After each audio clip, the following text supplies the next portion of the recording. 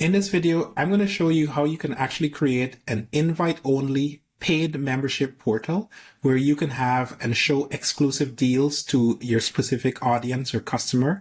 In this particular case, we're going to be doing it for a real estate application. This is a real world project I'm actually working on. And the goal is to build a section where people can view properties. They'll be able to browse around on the website and view properties. For example, they could see properties that they're interested in, and then they can look at the financials of the property, and they could click on invest now, and they could put in their details in order to raise their hand to say that they're interested in the property. Now, this is a 100% exclusive portal. So the only way to get access to it is you have to request access. You got to fill out the whole set of details. And once you fill that details out, you need to be validated by our platform. So you also have to validate your phone number. You have to validate your email before you could even submit the form. And then once you submit the form, it'll take you over to a payment section where you can then activate your membership by Stripe. Only then you will get a login access so that you can then start browsing the actual portal in itself. And I'm going to show you the details and give you the principles and how you need to think about building something like this. We're going to do a little bit of the setup of Stripe, and ensure we're going to talk about at the end of the video how to link that back into knowing when a user actually paid. So we're going to walk through all that details in this video. And if you stick around somewhere in this video, I'll talk about my favorite chocolate bar. Yes, my favorite chocolate bar, because I was just eating while I was actually doing this live. So anyway, if that's something you're interested in, stick around. We're going to jump right into the video. If you don't know who I am, my name is Dwayne and I do vibe coding. I'm focused on vibe coding for production applications. So I teach you how to build production grade application using CloudFlare technology at scale, and we vibe code the entire thing, and that's what we do every single Friday. So this is just one of those videos.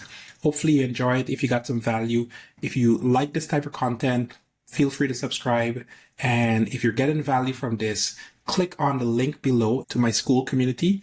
Join the school community. Let me know the questions and the challenges that you're having, and I'd be more than happy to answer them. It's a free community.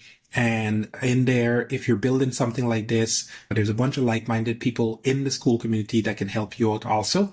And it'd just be cool to just kind of talk to whoever I'm talking to on the internet and really learn a little bit about your stuff and your challenge or your problems or whatever you're working on altogether. So with that, hope you enjoyed the video, and put a comment in the video about your favorite chocolate bar. So I'm curious to hear where your chocolate bar is. But anyway, with that, enjoy the video, and I'll see you in another session.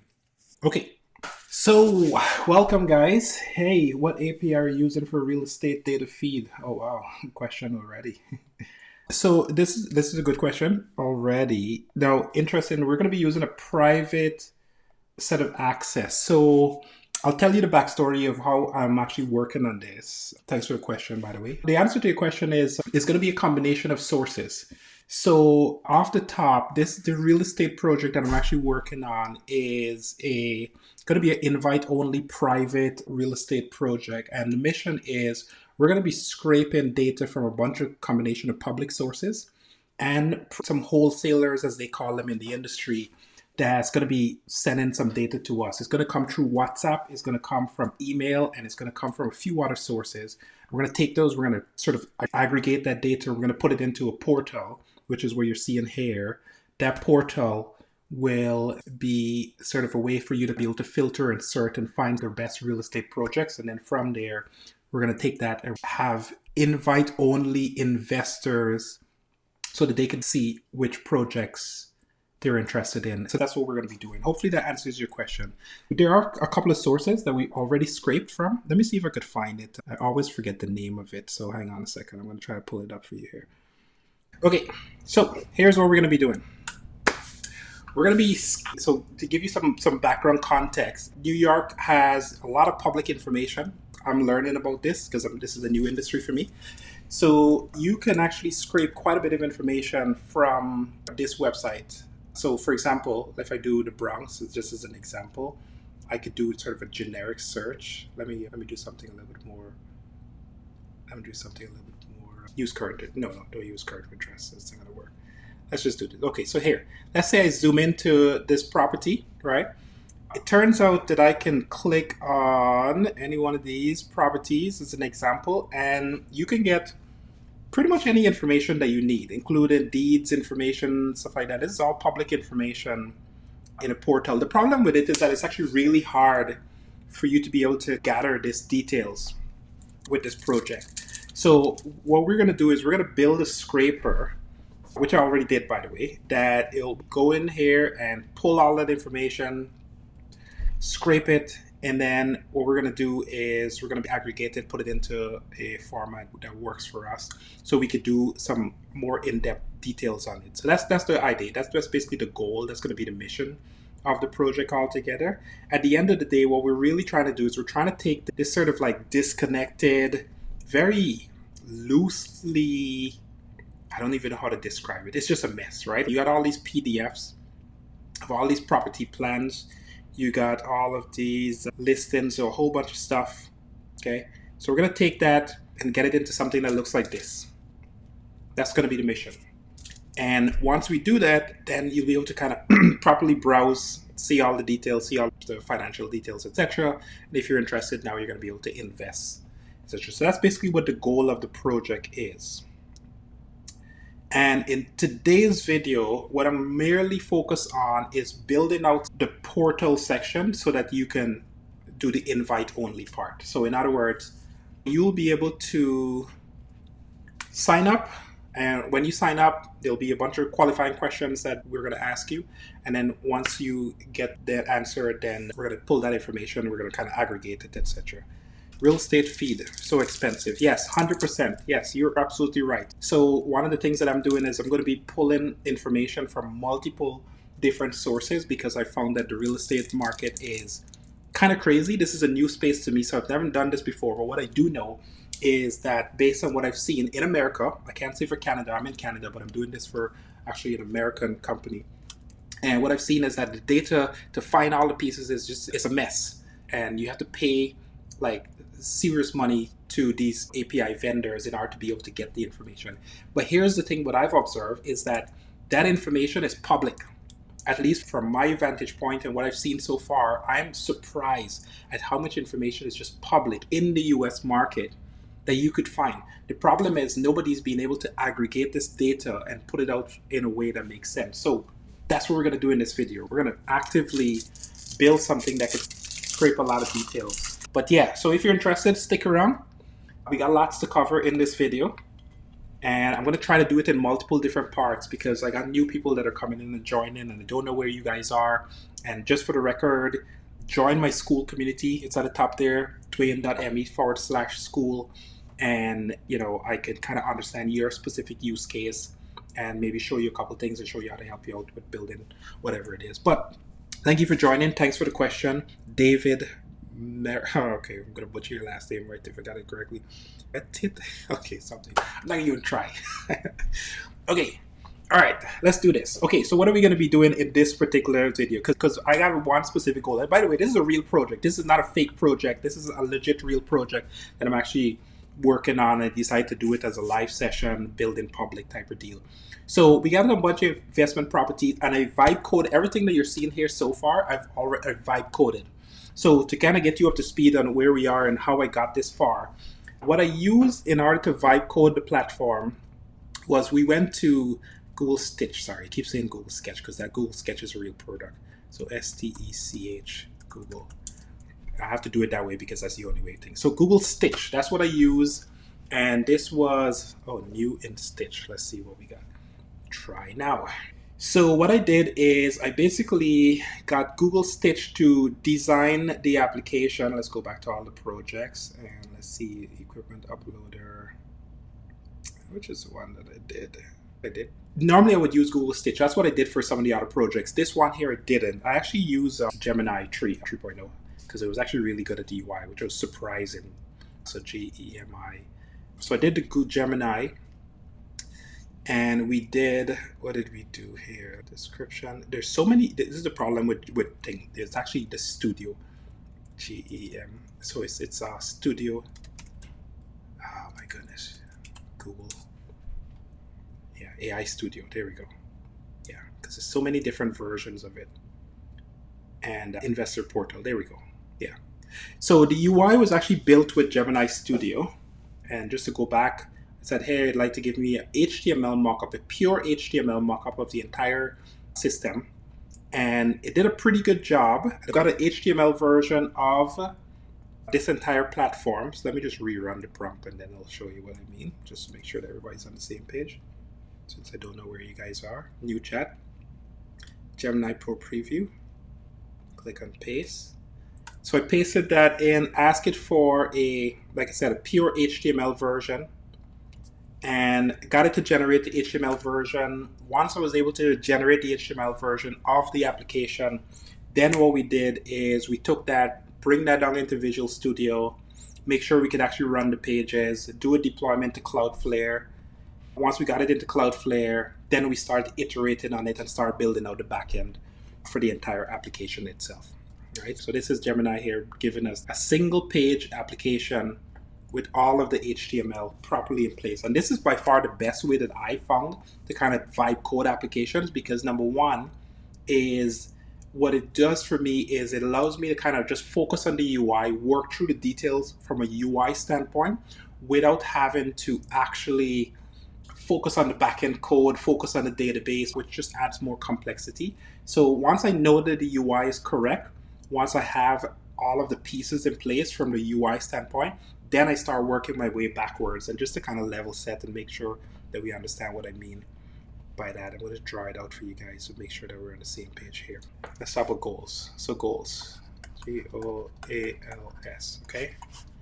So first things first, what we're going to do is we're going to make sure that we get our UX right. So UX design.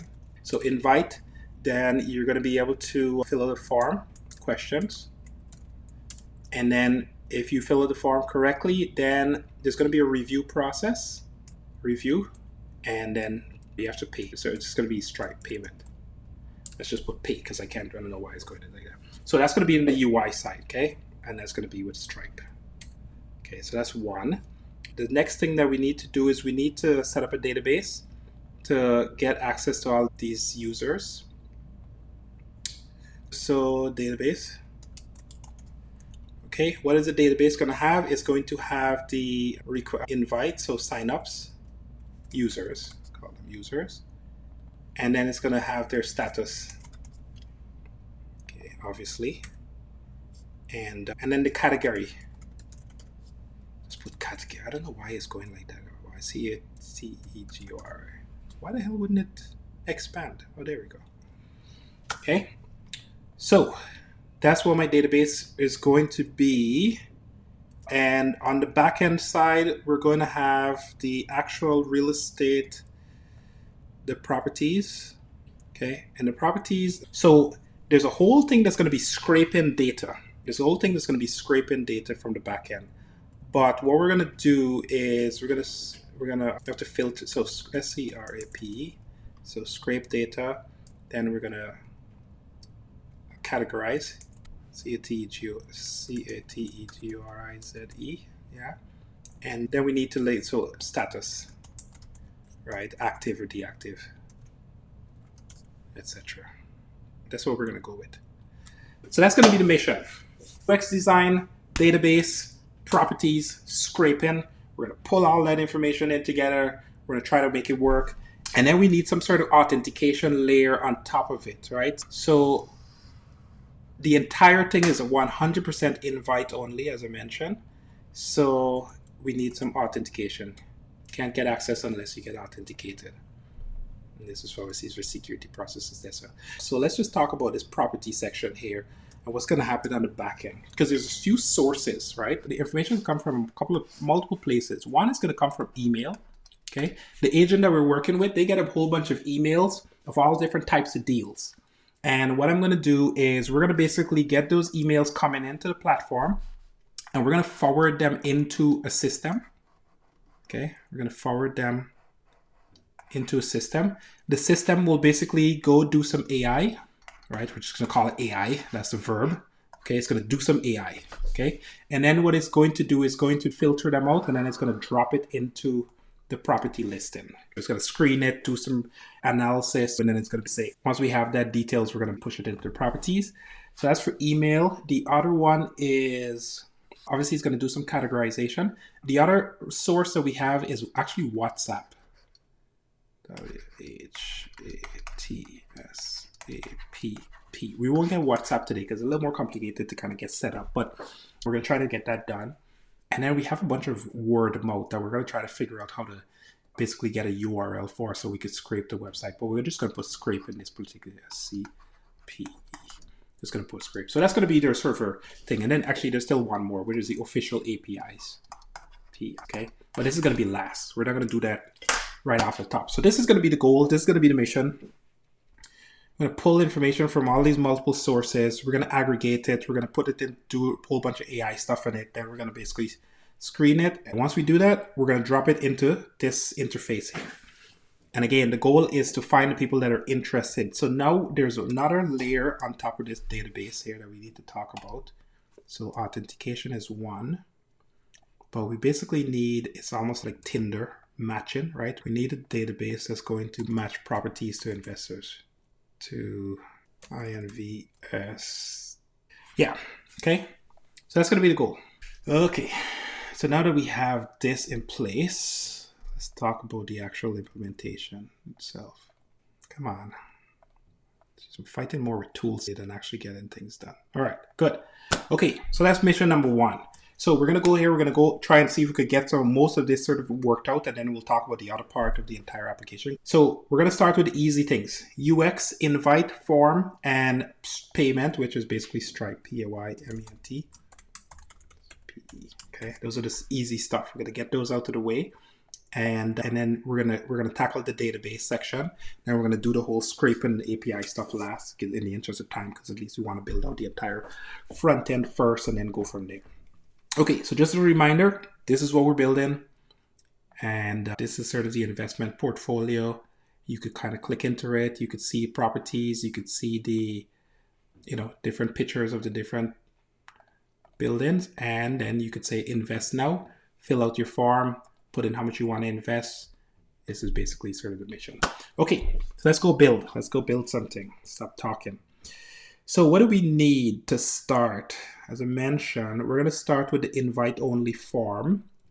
Okay, so what I'm going to do is I'm going to use Sketch for this. I'm going to use Google Sketch for this section here.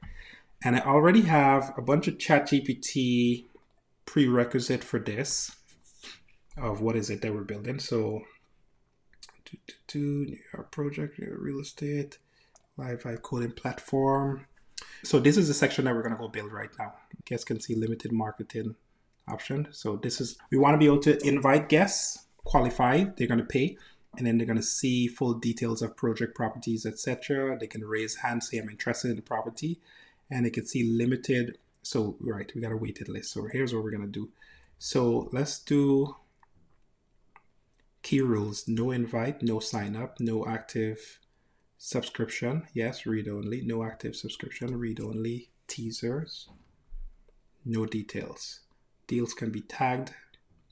So we're going to do these three in one shot. So let's just go down to the bottom here. We're going to say, so give me a prompt that's going to work through the invite only section of the application. Make sure that you specify the different pages that are required to prompt the user, and then create a PRD prompt that I could use to create HTML pages for the different sections. Hopefully that makes sense. Okay, so we're going to take that, put it into ChatGPT. We're going to get a formal prompt. And once we get that formal prompt, we're going to take it and we're going to use that on, we're going to go with Sketch, Google Sketch, so that we can at least build out the UI and figure out customization a little bit. And we're going to go with Pro. Redesign your existing site. No, we don't want to do that. We're going to go with Pro. We're going to go with Web.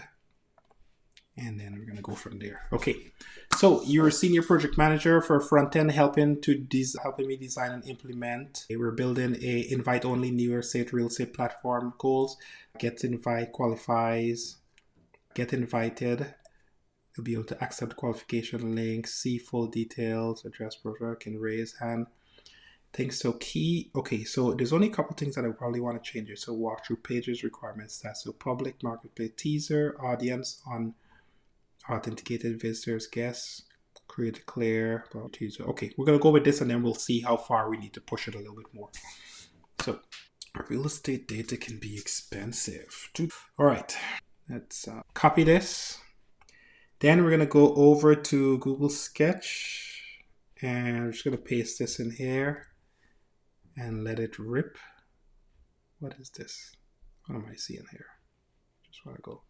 Oh, I should specify that. Make sure all HTML is valid, blah, blah, and easy extended into a real Nuxspa application later. Start by summarizing the overall flow, 1 to 2 per. Okay, yes, fantastic. Okay, so let's see what Sketch comes up with.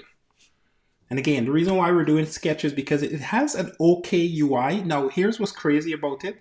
Gemini design, you know what? Let's just do both of them at the same time because the Gemini design in AI Studio is actually pretty good. And I think they're different models. So how do we know this? Let's go to Home. Let's go to the new, try Gemini Studio. Then we're going to basically give me a HTML only web application based on the following requirements. And paste that. And let's just compare what both of them have because they just do different things. This is the problem with Google. They have 100 different products. They're going to kill half of them. And I guarantee you, by the time you get accustomed to it, it's just going to disappear. So, okay, Stitch is still going. This is, so here's a breakdown and HTML implementation for a new invite-only platform. Text, intended, click, subscribe, paywall, structure, dashboard, implementation, blur, public marketplace teaser. Okay, so we'll see. And Gemini is going pretty fast actually, which is impressive. Do you know, are you still there, David? I'm curious, do you know of any real estate AIs that you've been looking at? Just kind of curious on if they're different than what I've been paying attention to. So, okay, preview generated SV3, so accept show preview. Okay, what's this? What is this? Jeez, Brett. Hang on a second. I swear every week they change the UI. Get code. What have they done? So annoying. Last week you were able to just press the play button and see the whole thing. Now you got to do this. I don't even know what this is. What have they done? Raw mode. So how do I see? So annoying. Gemini Pro. Let me just try it this way. They have different interfaces, right? Every time the interface keeps changing. Okay, let's see what Sketch has done. Okay, so what does this look like? It's okay. I'm not wowed by it. Let's see. New RT flow, request an invite, sign up. Your membership is inactive. Reactivate now to unlock. Request invite. Exclusive asset, curated deals, expert vetted. A glimpse of current opportunities. I mean, it's okay, but it's very basic. It's very basic. Yeah, I don't like it. Maybe in the interest of time, we might go ahead with it, but Gemini does a way better job. But this nightmare of an interface that these people have, like, it's like, what is this? And I literally, like, I built an entire application in this tool last week, and now, like, a week later, you come back and you can't even get, like, basic HTML to run in the thing. So annoying. Huh, go figure. So, okay, we got a couple options here. I could probably try to export the HTML manually. Let's try it. Can you run this for me? Let's try this and see what it does. Unbelievable. Yeah, it's just, I don't know what they're doing here. Just a complete waste of time. Okay, so while this is trying to sort itself out and see if I could actually figure out how to run this properly. We're just going to run with this. So what we do is we just gotta, so we're going to do view code. We're going to copy this. And what we'll do is we're going to put, let's do this. Let's put it into local for a second. We're just going to do it locally. So we're going to bring it here, bring it to this, create a new project. We're just going to call it invite landing. And we're going to just do a new terminal code. And we're going to just create an HTML, this code, copy. And then we're going to say, we're going to go to Gemini, we're going to go to, where is it? Gemini 3 Pro. And we'll say, can you improve the UI of this landing page so that it looks a little bit more modern and appealing to a very sophisticated high-end real estate buyer? Minimal, light, modern. Jeez. Modern. Let's do that. Okay? Because what we got right now is just, yeah, I don't like it. I don't like it. And this tool here has just become garbage. Unbelievable. So can I run this directly? Yeah, they want me to copy and paste this. Okay, you know what? We'll copy and paste it too. So we'll just preview it and see what it looks like. Control C. We'll go here. We'll do index2.html. Paste it. And then we're going to go live. By the way, I'm using, just so you know what I'm using to go, I'm using, yeah, see, it's okay, I guess. Yeah, I don't know. Versus, which one do you guys prefer? Versus this one. If they both got the same concept, I guess. This is Gemini making things a little bit better. Okay, we're going to go with this one. I'm going to go with sort of the dark theme kind of thing. Actually, you know what I'll do? I'll take this, because we are going with a dark theme, and then we're going to take this here, and then we're going to say, use this as a inspiration for style guide. I like the gold, I like the, yeah. Curved edges for sure. None of this hard edges, big icons. We want to blur the photo and the image, but we still want to be able to see a little bit of the property details. It's not terrible. Oh, what's going on with my camera? Computer, turn off the camera. Computer, turn on the camera. Yeah, that's really odd. Weird. Okay, never mind. Anyway, it doesn't matter. I think this will work. Whenever the Gemini finishes, we're going to make a couple of changes. Yeah, it definitely has a better design language, I'll tell you that. We're going to go with it for now. So what I want to do is I want to kind of keep the same theme almost. So we're going to use this screenshot. Open that up. I'm going to copy this, copy the image, put that in here. And then we'll take, can you use this color scheme as a reference? Also make sure that the buttons are all rounded corners, and ensure that we can see a little bit more visibility into the properties so that you can see the images, and make sure that there's more details on the property so that it kind of entice people a little bit more. Actually, let's show like 2 rows of information. So it'll be 6 properties in total that's showing. And then ensure that there's a video members log. So ensure that you can log in, top right hand corner, but also allow a video to be played on the home page. So you can click and watch a video about the different properties. Let's try that again. Can you ensure that you use the design language as similar to the attached image? Also ensure that all of the buttons are rounded corners. Instead of members login in the hero image section, put a watch video so that they can see the details on the property, on an overview about the project. Also, I want 2 rows of properties, or 3 rows of properties actually. So current opportunities, I want to see 3 rows, and ensure there's proper patterns around the boxes, and just clean up the UI a little bit so it feels a little bit more modern. Let's go with a more serif font rather than sans serif. Or sans serif font without edges. Okay, so we're going to try that. Control Shift V. Go with that. Okay, so the only thing we're trying to do here is we're just trying to make this look a little bit better, just so at least it has some sense of, you know, high-end feel to it. This is okay. It's not terrible. It's not bad. But I want it to kind of feel a little bit closer to this, which is what the inside will look like, right? These are done from 2 different applications. This was done with Gemini last week. And for some reason, I can't even get Gemini to do any single thing this week, which is just crazy. And this, I did it with Sketch, which is a completely different design language. So now I'm trying to get Gemini 3 to kind of make it feel a little bit closer to this. And this is one of the problems with these AI tools, right? Like you're constantly trying to sort of like mix and match different pieces together. You're more than welcome. So we're going to go through the details. We're going to talk about stuff. And by the way, if you guys have any questions, please feel free to put them in the chat. So yeah, so we're just trying to make this look just a little bit better than what it is. Okay, let's just wait until it finishes before we criticize the entire thing. I do like to watch video.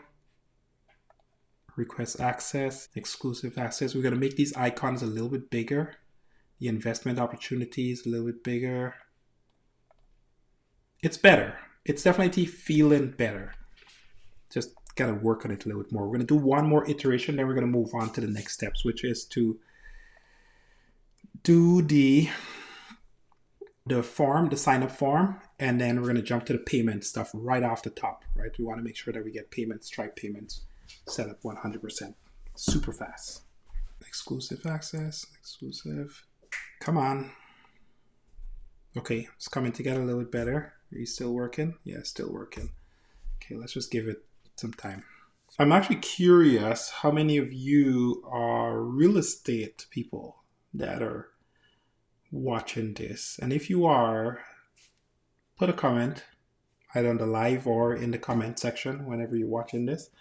And let me know what are the things that you're struggling with real estate. Like if you're doing real estate projects or you're interested in real estate or you got a real estate project and you're trying to like vibe code it. Let me know what is it that you're struggling with. And I'm more than happy to answer some questions while we kind of wait on all this AI to generate code. This way, you know, we don't have a bunch of dead silence while we're just waiting for code. Like I said, my motto is even if I could provide value to one other entrepreneur, that's fine by me.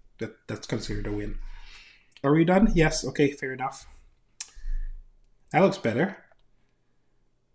Yeah, I like it. The only thing I don't want to do is I want this to be blurred, right? And I don't like the font. So we're going to say, let's match up the fonts. And also we want to ensure that we're blurring the properties on the home page because we don't want the user to actually see the information until they sign up. So it needs to be blurred, but just enough so they could see the property photos. So blur it ever so faint. And then when they hover over it, you'll unblur it, but keep the text, the property names blurred, right? I think that should work, right? Because we don't want them to see. Oh, yeah, okay. Yeah, we don't want to.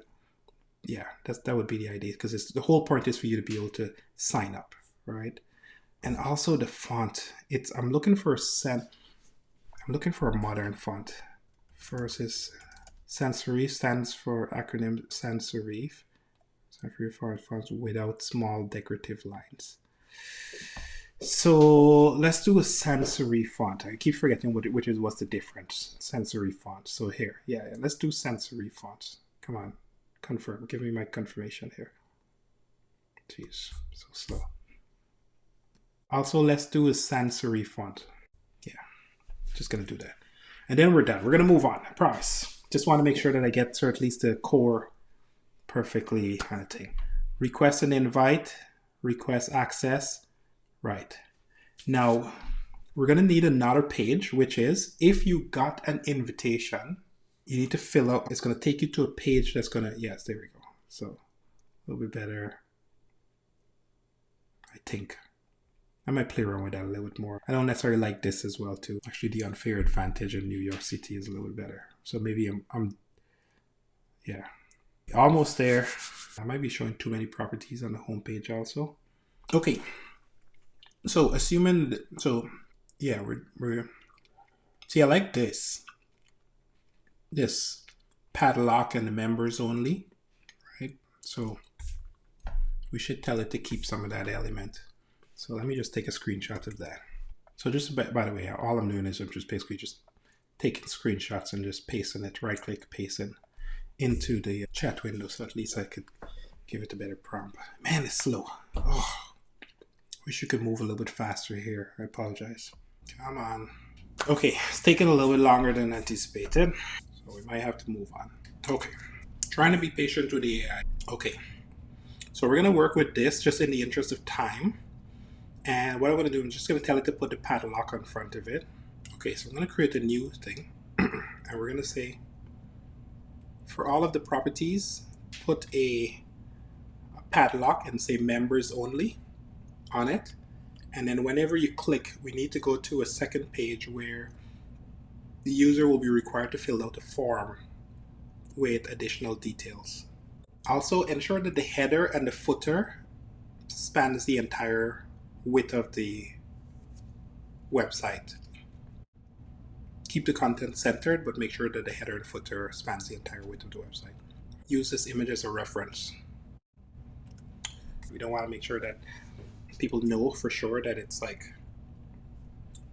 you can't access this until you request a sign up. So while that's happening, we want clear handle, short explanation, or request invite already. We want to make sure that we have so you need it. So we're going to have to put some sort of invite code, right? Short, copy, explain, and the access invite limited, blur, generate curated investor, submit request investment. On submit shows a status, state thank you for listening. Yeah, and then acceleration page on board invite only.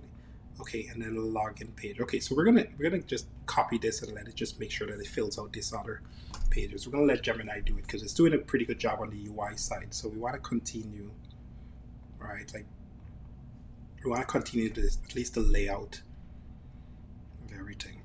So the unfair, real estate, request access, watch video. We're gonna make these icons a little bit bigger because we want to make them a little more prominent. And like I said, we're gonna get these properties listed here with the request access. When you click on view details, it's just gonna prompt you to request access to log in first. Stop missing out on NYC best off-market deals. Join the exclusive network of investors and get access to opportunities you don't find anywhere else. I think that's pretty good. It's pretty good marketing, actually. Yeah, I like it. It's looking pretty good, if I would say so myself. So yeah, anyway, for those who join in for the very first time and don't know what the hell we're doing, we are building a real estate application that's going to be invite only. The cost is going to be $2,000 per month, and it's an exclusive deal finder for investors that are looking to tap into the real estate market in New York City in itself. This is not a toy project. It's a real project that I'm actually building. I'm just building it in the open while I talk and teach about vibe coding. And yeah, if you got any questions about sort of the process or where I'm getting these deals from or my thoughts about the real estate market, which I'm not an expert on because I'm building it for somebody, let me know if you have any questions. And also, there's a lot of stuff that I'm going to be doing on the back end around scraping data from public sources. So we're going to be using CloudFlare for that. There's lots of things that we're going to be doing around taking emails and then turning them into listings. So what happens is this real estate agent that's building this project gets a lot of deals coming by emails. And so all we want to do is get those deals, then basically use AI to enhance them. And then we want to put them into the application so that investors can browse them. And a real estate agent is going to go in and actively approve those deals to decide whether they're low risk, high risk, medium risk. Like they're going to be scoring them on some sort of criteria, and so that the investors have sort of exclusive access to hot deals that are like coming on the market and just coming off the market in like a day or two. So it's going to be like a very hot profile.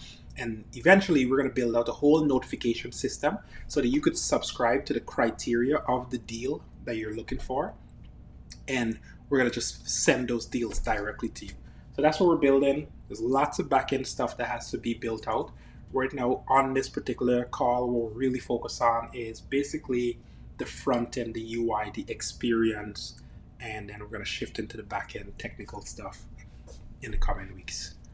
I'm going to jump back to, oh yeah, I like that. Members only. There we go. Yeah, that's nice.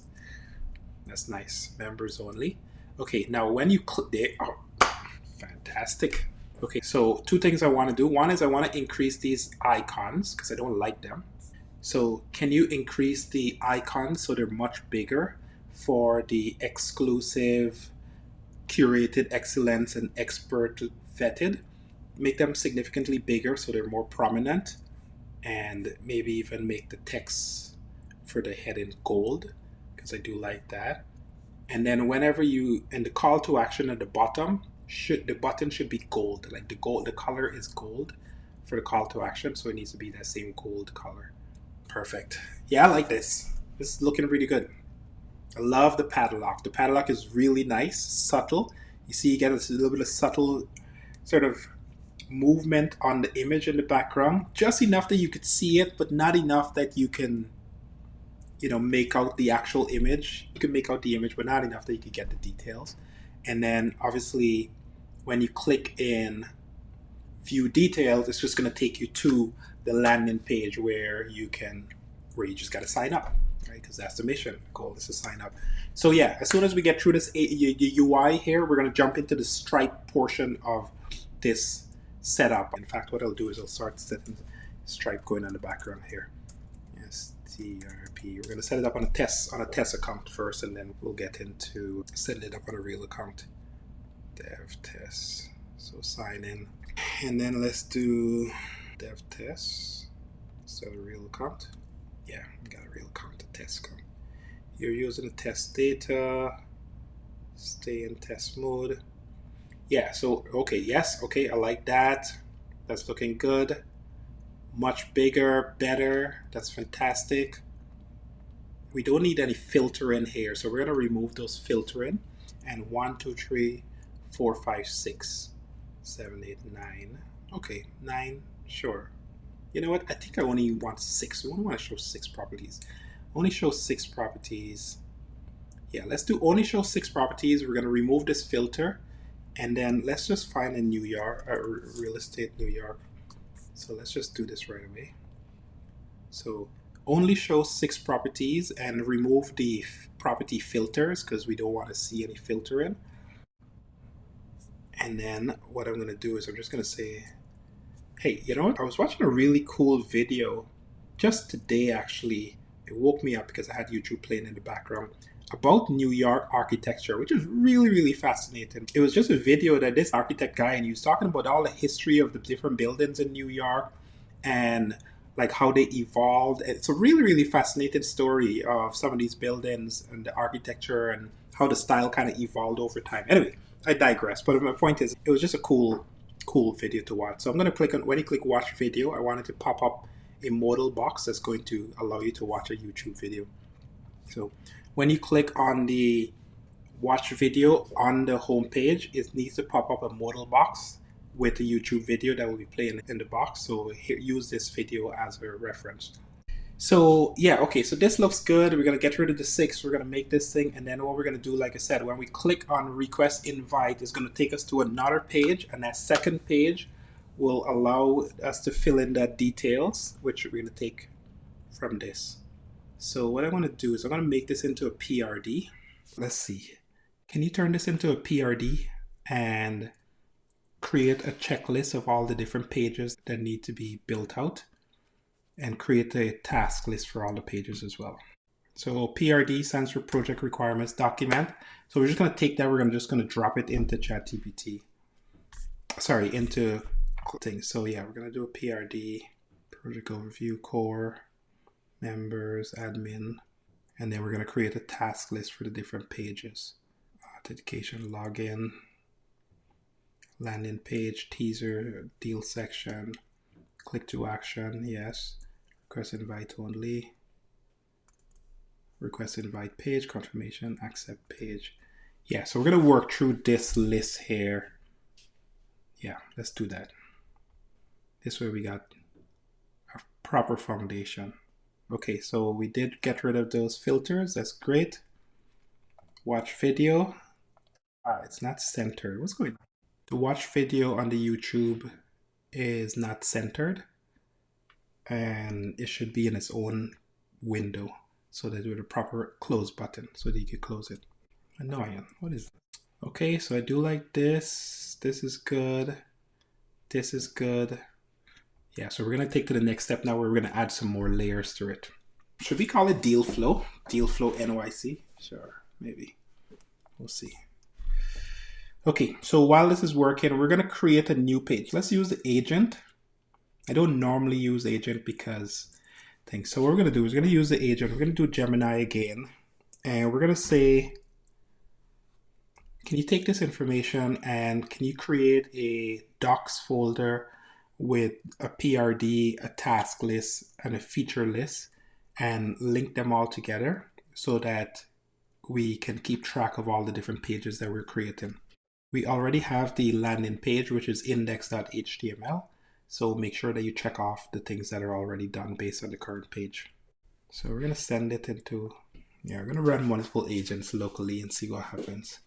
So while this is creating the PRD, the documents, etc., fix cornering, let's close this. We're going to keep creating agents and see what happens. Click on, okay. Why did it refresh? Yeah, okay, like it, not bad. Love the curved edges. All right, nice, okay. It's a good video, it's a good video. Okay, so we got the foundation going. We got the, we're gonna be doing the landing, we're gonna be doing the different pages. I just wanna get the PRD working correctly. Okay, so we got the PRD, we got the task list. And let's go back to agent for a second here. Click on history. Okay, so that was that. That was just a bug. And so now what I'm going to do, go back to this. We need to use ChatGPT. This one. Man, these guys are just dropping UI interface all over the place. And I'm going to create a GitHub Copilot instructions file. So at least I have some instructions. That's going to be the master instructions for the entire thing. Okay. And while we're getting this organized, what I want to make sure that we're doing is we're going to go create those other pages. So we want to ensure that whenever we click on the request invite, it takes us to the sign up page, to the sign up landing page. If we click on view details for the project, it's going to say sign up, request, invite only. It's going to prompt you, get your details first, and then it's going to prompt you to the actual paywall. Okay, so, right. Now, can you link the GitHub Copilot instructions to the docs where I have the PRD task and ensure that the GitHub Copilot instructions has a reference to those files? So what are we doing here? We just want to make sure that every single thing that we have in the GitHub Copilot instructions is going to be linked directly in referencing these files here, the PRD and the task list and the feature list, which is all has all the features, because we want to just kind of set up the onboarding section, and we want to set up the login page and the members only deal section. We already have that, right? I'm going to take this project and I'm going to bring it into the bigger project, which is a real project that I'm working on, but I just want to get the basics working out right, and I want to make sure that all of the pieces are correct first. So essentially what I'm trying to do is make sure that I could click around this entire application first, right? I could click around and just kind of use it as like a dummy application before I get into the details of having to, you know, work on the coding side of things, right? This is super important, very, very important that you kind of get that right. Okay, so we're going to close this, close this, close this. And then now I'm going to say, based on the PRD, can you create the functionality, so when you click on request access, that it takes me to the secondary page that tells the user, that gives them sort of like the outcome so that they can see the value, and it'll have a form so that they could fill in the details, and it'll ask them questions related to whether they're an accredited investor, whether they're looking to buy, whether they're looking to sell, like, or property, all that type of information, and put sort of like a brief description of like what are the type of deals that they're looking for in words. And then only when they click submit, it'll then take them over to the paywall so they can actually pay to subscribe. So it's going to be sort of a 3-step process in that regards, or 2-step process. So if you can build out those pages, so we can kind of have the full flow based on the PRD. Also ensure that you update the task list and feature list for all the pages that you've completed. Right, so just to recap, we got our PRD document here, right, that has sort of the overall specification. We got our task list, which has all of the different things that we want to build out. And we have our feature list. And so it's just going to go through one by one, create those pages, and then it's going to check off the status as it kind of goes along. And really what we're trying to do is we're trying to make sure that whenever I click on request access, it's just going to work. If I click on watch video, it's going to work, right? I could change it. When I click on view details, it's also going to work. It's going to take me over to the correct section, right? CML. Really? That's fine. Tell you what. Copy this. Click on new. Paste. Enter.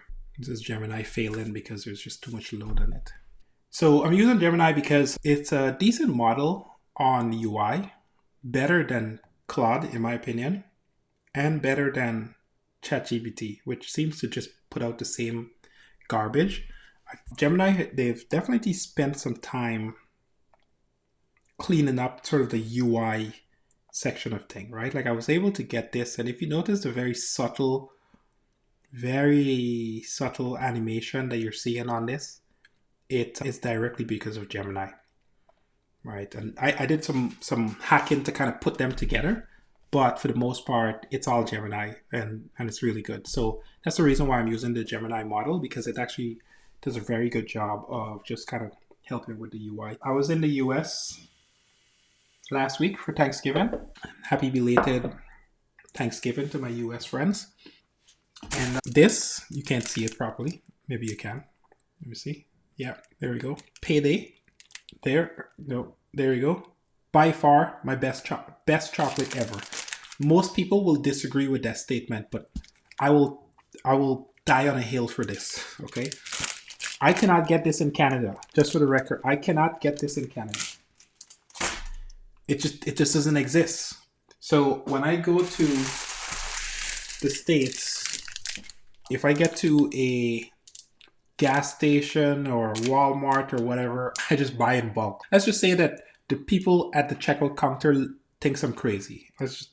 We'll just leave it at that. So yeah, I'm just saying, Payday all day long. Such a great chocolate. I don't know why it's not in Canada. Maybe it just has a bunch of chemicals. I have no idea. It's the weirdest thing. Yeah. And actually, on that note, what I found out was, I can't get Payday in Canada. That's Payday. I can't get Payday in Canada. And it turns out that in America, you can't get O. Henry. And I'm like, what? That doesn't make any sense. Anyway, just random bit of information for you there. So if you see me eating, that's what I'm eating. Payday. I don't know why it won't. So weird. If I do localhost, it doesn't work, but I have to do 127. I have to do the actual IP address. So weird. Okay, so this still works. That's fine. If I click on view access, that doesn't work. If I click on request access, okay, so that's going here. So that's great. Join the exclusive community of investors accessing off-market New York real estate deals. Name, email address, investor profile. Are you an accredited investor? No. Are you looking to buy or sell? Sure. Is it allowing me to do both? It shouldn't allow me to do both. Okay, yeah, I guess you could do both there. Property types, multifamily, offshore, industrial. Or it should just be one that says all.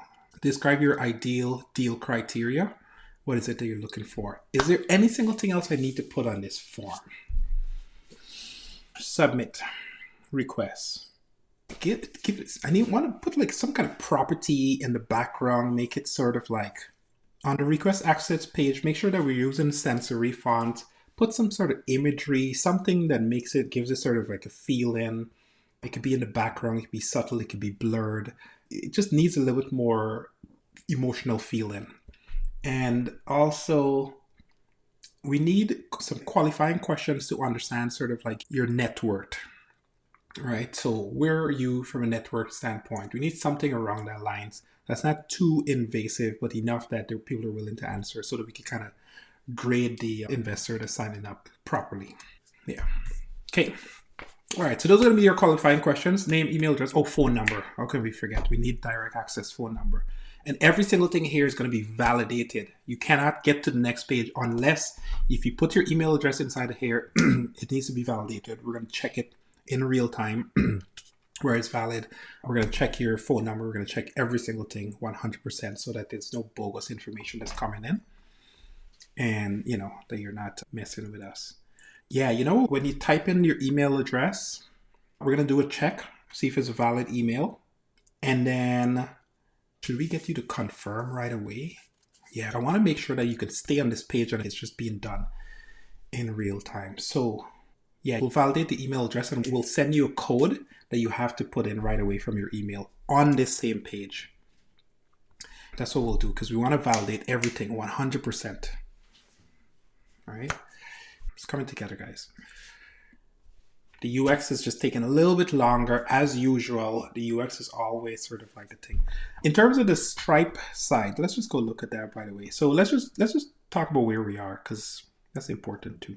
Yeah, am I missing anything from here? Yeah, no, I think I'm done with this. I don't need this anymore. Right, so this is going to cover, we got our invite page. This is our form that we're working on. Now we're moving over to payments and Stripe. And like I said, this is going to be a very simple subscription page. And then we're going to go tackle the database side of things. But I want to make sure that whenever the user enters the form, they fill in the details, it's going to ask them for a code from SMS, and it's going to ask them for their mobile number, which you have to put in the code for, and their email address. And if you don't put that in, you just cannot sign up. It's very simple. We're validating people as we go. So that's going to be the requirements because we want to make sure that there's no, bogus information that's being filled out here just so that you could see deals, right? Okay, so that's what are the qualifying questions? So capital, individual, family investor, institutional investor. Yeah, okay, fair enough. Less than 5 million. Yeah, okay, there we go. Remember LinkedIn, how did you hear about us? So that's fine. Referral code, referred by, optional. Okay, so that's fine. So now we need the phone number, mobile phone number, and also just before the submit button, they're going to be required to enter a code for the email, a code that we sent to them by email, and a code that we sent to them by mobile, so that before they click on the submit button, they have to validate those codes have to be entered so that we could confirm that it's a legit person. Yeah. So we're just locking things down, like I said, to make sure that we're not getting any bogus information across together, right? This way people know that we're serious. It's not like a, sort of like, oh, you could just kick the tires, get access, and then your thing. And then only when you get to the next page, then you think, yeah, so we got a mobile phone number. So phone number, mobile phone number. That's great.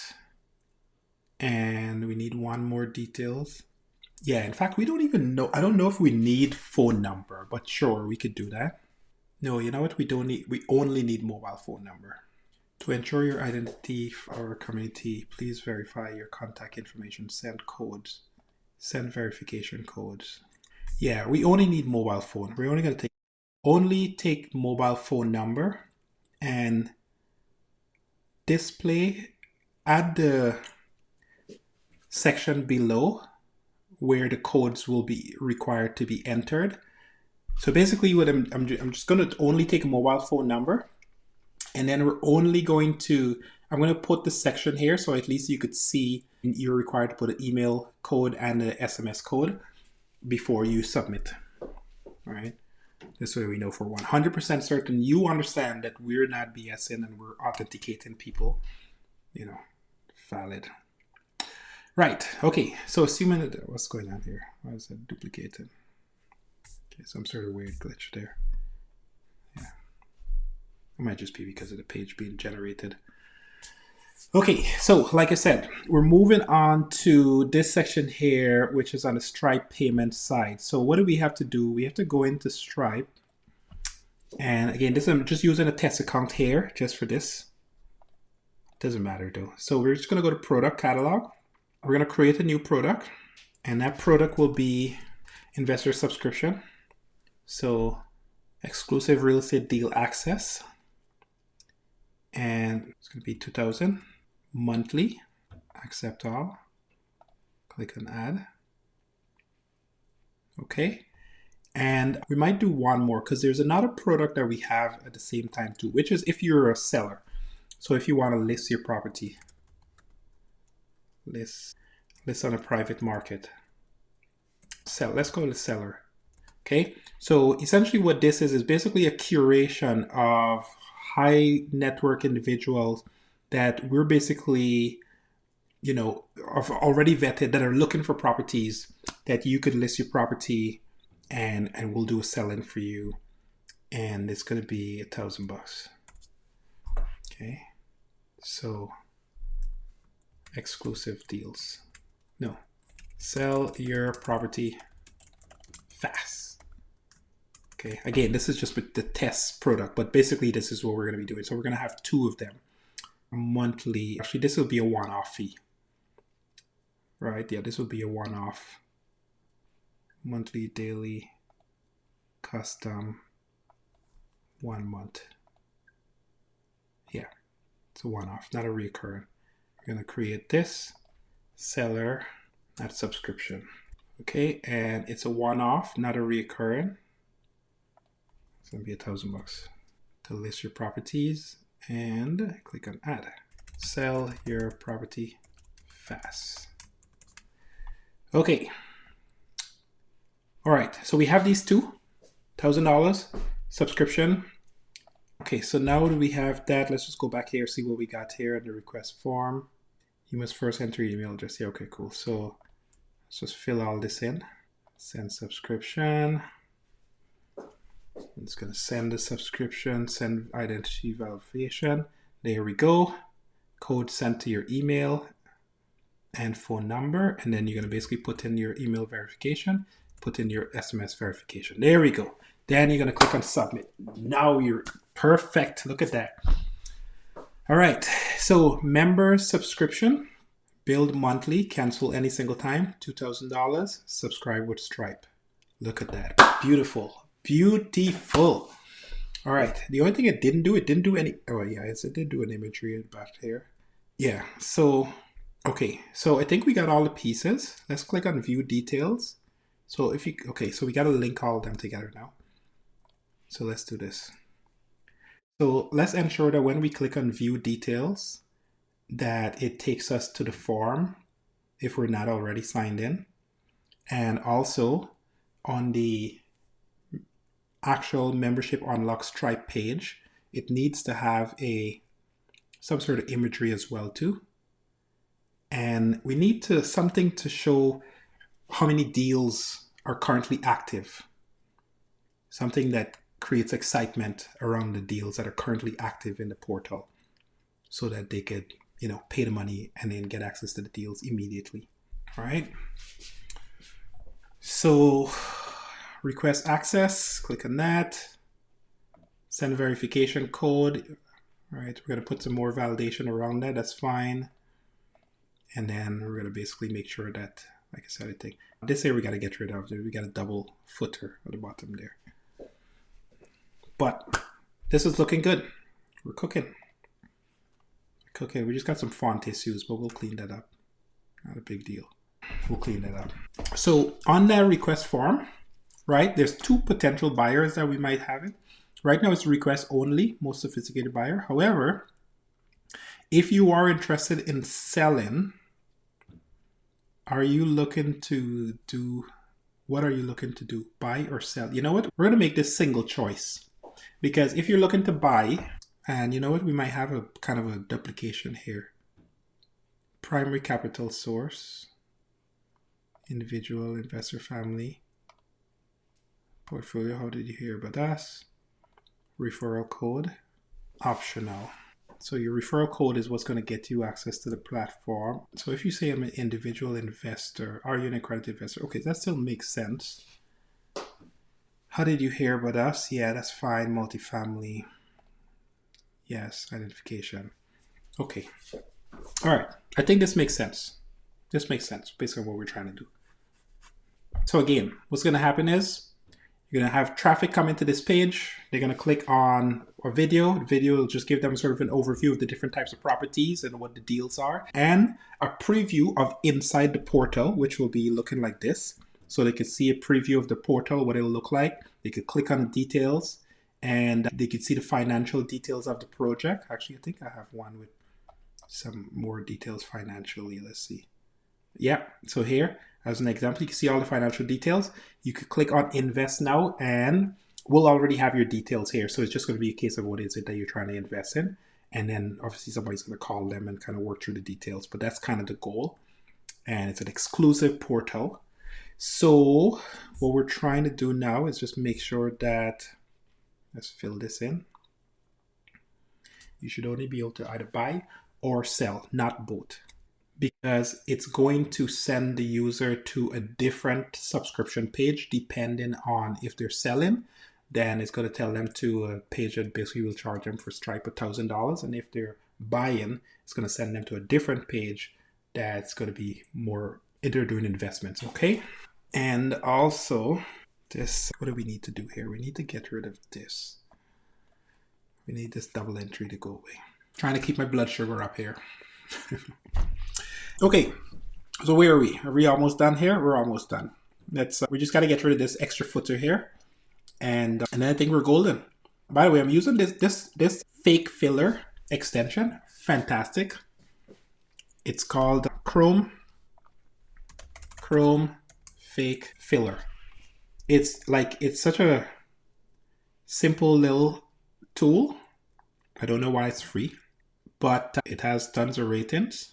And there's an official, there's pricing for it too? Oh, I didn't know that. What does the pricing do? $3.99 per month. No ads, no tracking. Oh, I didn't know they have ads. Oh, no, 25 custom fields. Unlimited custom fields. This is generous. Sync your settings. $40 per year. Anyway, it's a fantastic little tool. I don't know how to make money. But yeah, well, I do know how to make money, but I'd be curious to know what percentage of people actually pay them. It's a great little tool, by the way. So where are we? There's an extra footer on the page. Extra footer on the request invite page. The request invite page has a double footer. Right. So fill this out. We want to buy or we want to sell. Multifamily, real estate. Property type of interest, sends code. This is going to basically send the code. You're going to send an SMS. You're going to put that code in your phone number. You're going to put this on your email. Then you're going to click on submit. Because I'm selling, we're going to the submission page. So seller's membership. So it's $1,000 per listing. Pay with Stripe. There we go.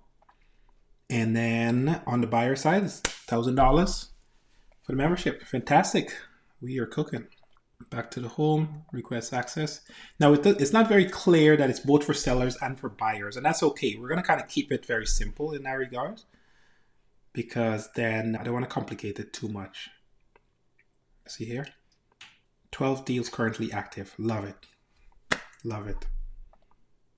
Right. I don't know if it should be on that side, but yeah, we're going to make that actual real number coming from the database. It's going to be pinging all the time, getting real world statistics. Okay, so I think we got all the pieces in place, guys. So let's just put the Stripe links in place. So this is pretty straightforward. So we just need to make, where's that page now? How do we do this? Edit, come on. Go back to products. And then where's the link? Click on this, archive product, copy to live mode. This account is in test mode. Please complete your business profile. Okay, to accept live payments. Okay, that's fine.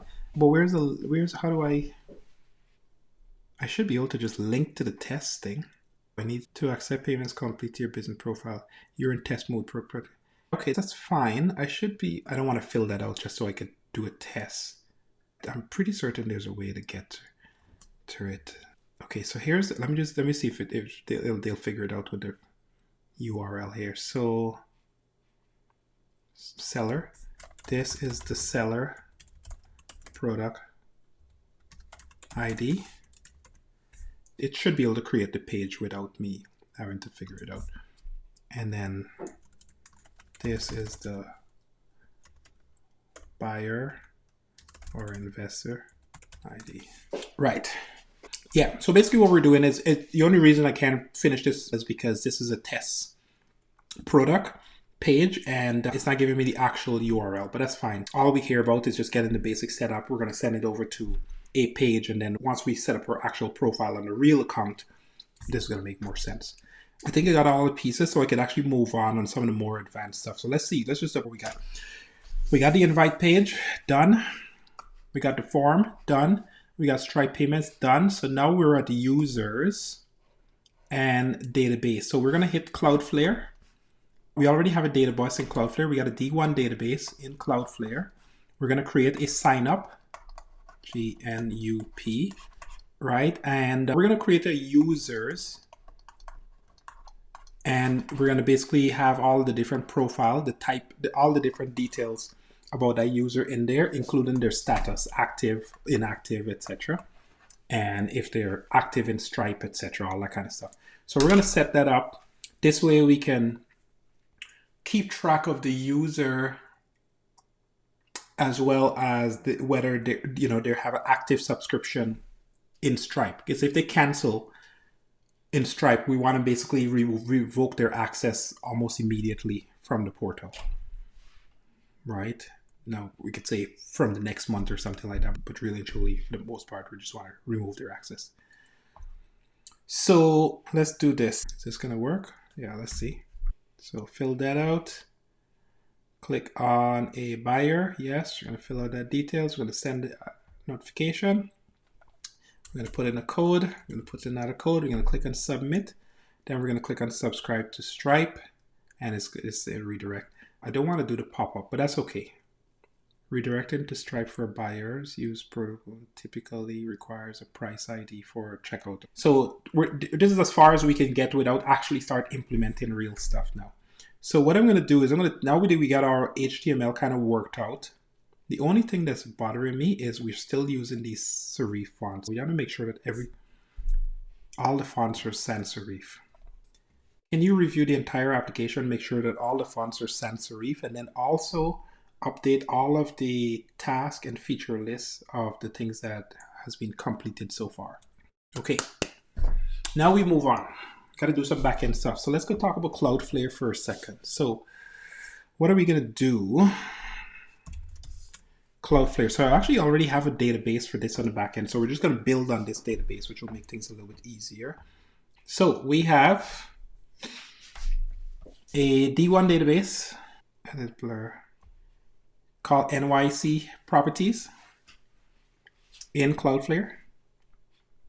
Click on this, and if I click on explore, this database here has a whole bunch of properties, because again, this is kind of a broader project where the backend is going to go and crawl a whole bunch of properties and pull them into the system and curate them and all that kind of stuff. So there's a whole bunch of database structure that's already been set up for it. What we care about now is we just want to create a user profile that's going to accept all of the requests that we just put in here. When we click request access, we just want to create a user profile that's going to basically take all of this information, including the validation code, etc. So what we're going to do is we're going to be creating a CloudFlare D1 database. So I need you to create the schema. It should be all snake case that is going to basically accept all of the information from the request invitation form, as well as keeping track of whether the email was validated and the phone number was validated and any of the other options that they selected, as well as if they're active Stripe customer or not. So give me the schema for that. Also update the PRD so that we have the specifics for the form so that the backend API implementation can be set up correctly.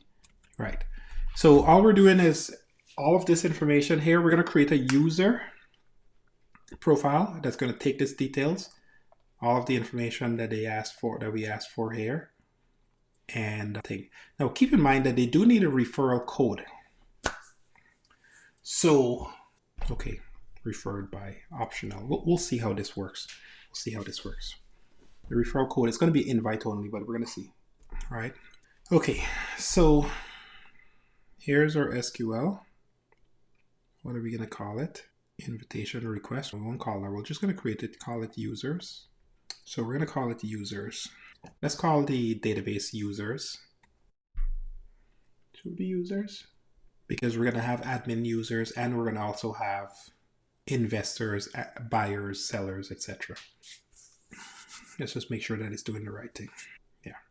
All right. Almost there. So assuming that we can do that, I'm going to create our user database. It's going to help us to categorize the different investors. And then we're going to need some way to kind of match interests with properties. So this is going to be a separate table that's going to track when the user says, I'm interested in a property, that they could see all the properties that they're kind of interested in. And then there's going to be some kind of admin portal that will be able to kind of review those investors and see what properties they're actually interested in. Okay. We just got to think about the authentication part of things. I think what we're going to do is once the user actually pays, it's going to send them a welcome email so that they could then log in, sign up and like log into the system, create a username and password. All right. So let's do, okay. Is it me or did this completely change the schema? Yes, it did. Why did you change the schema? The last one had significantly more fields than this table. Really? What a stupid thing. It literally just removed half the fields. Okay, so while that's being done, what we need to do now is I'm going to take all of this stuff that I've been working on separately, because if you notice, I've just been working on the UX design.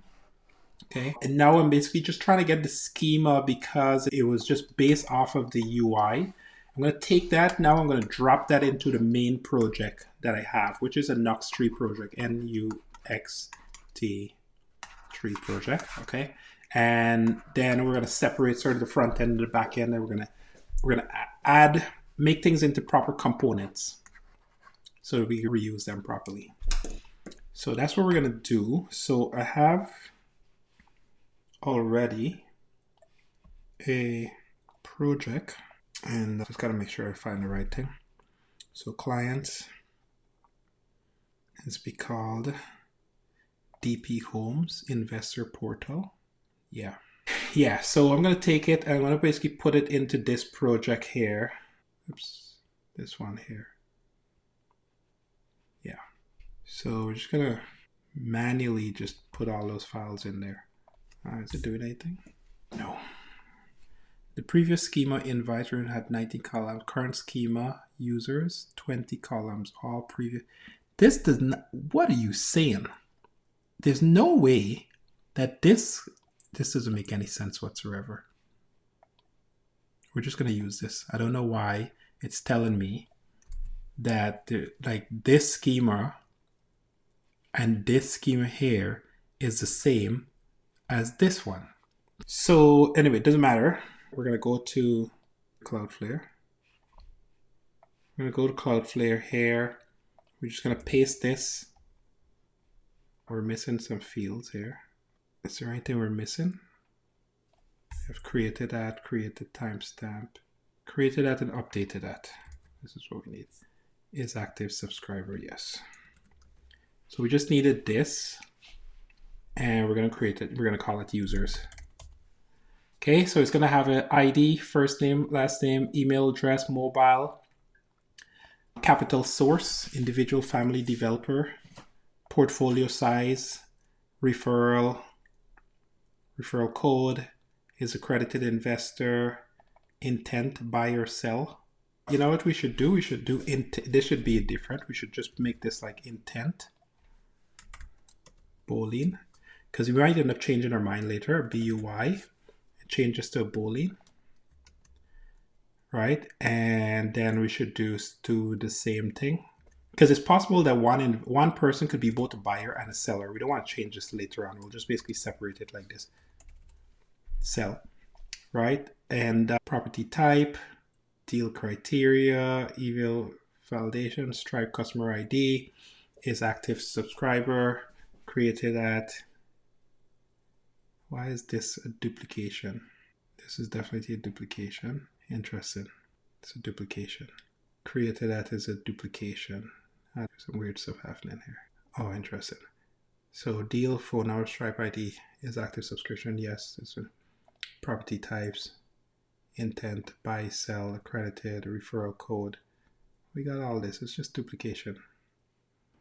Capital source, portfolio size, referral. That's why. Weird. I don't know why I duplicated it. Interesting. Okay, this should work. Let's just see. Problems. No, executed. Users, there we go. Fantastic. So we're going to take this vibe coded app, which is basically in my vibe coded project, invite landing page, which is this one here. We're going to take all of this. Let me close this because we don't need this anymore for now. And we're going to take all of this, copy, and we're just going to paste it in this project here. Replace? No. Don't want to, no, undo, stop. I don't want to replace. I want to put it in here actually. So keep both. So we're going to put it as a landing page. We're going to rename this to landing page. Good. Okay, so what are we doing? And then one more thing I need to do. Quit this. I'm going to just change, because this is not the right name. This is the name that I'm actually changing it to. So instead of investors portal, it's going to be yeah, that's fine. Investor portal. Yeah. Okay. So we're just going to go in here, new. Okay. So what I've done so far is I basically just took the HTML from the previous project, which we're working on, and took the landing page and just brought it in here. So what I'm going to do now is we're going to just let's use Claude for a bit, because Claude is better at this stuff here. So we're going to go with Sonnet 4.5 or Opus. Which one? Doesn't matter. 4 is fine, actually. Let's go with 4.5. Let's go with the latest and the greatest. Opus is also there as well too, but we're just going to go with 4.5. So what we're going to say is, can you take this landing page and embed it into the rest of the application and ensure that it turns it into proper components so that we can have a landing page, and there could be a sign-up page, the request sign-up page, and also the subscription page, and implement it properly in Nox3 and UXT so that there's a proper flow in the entire application.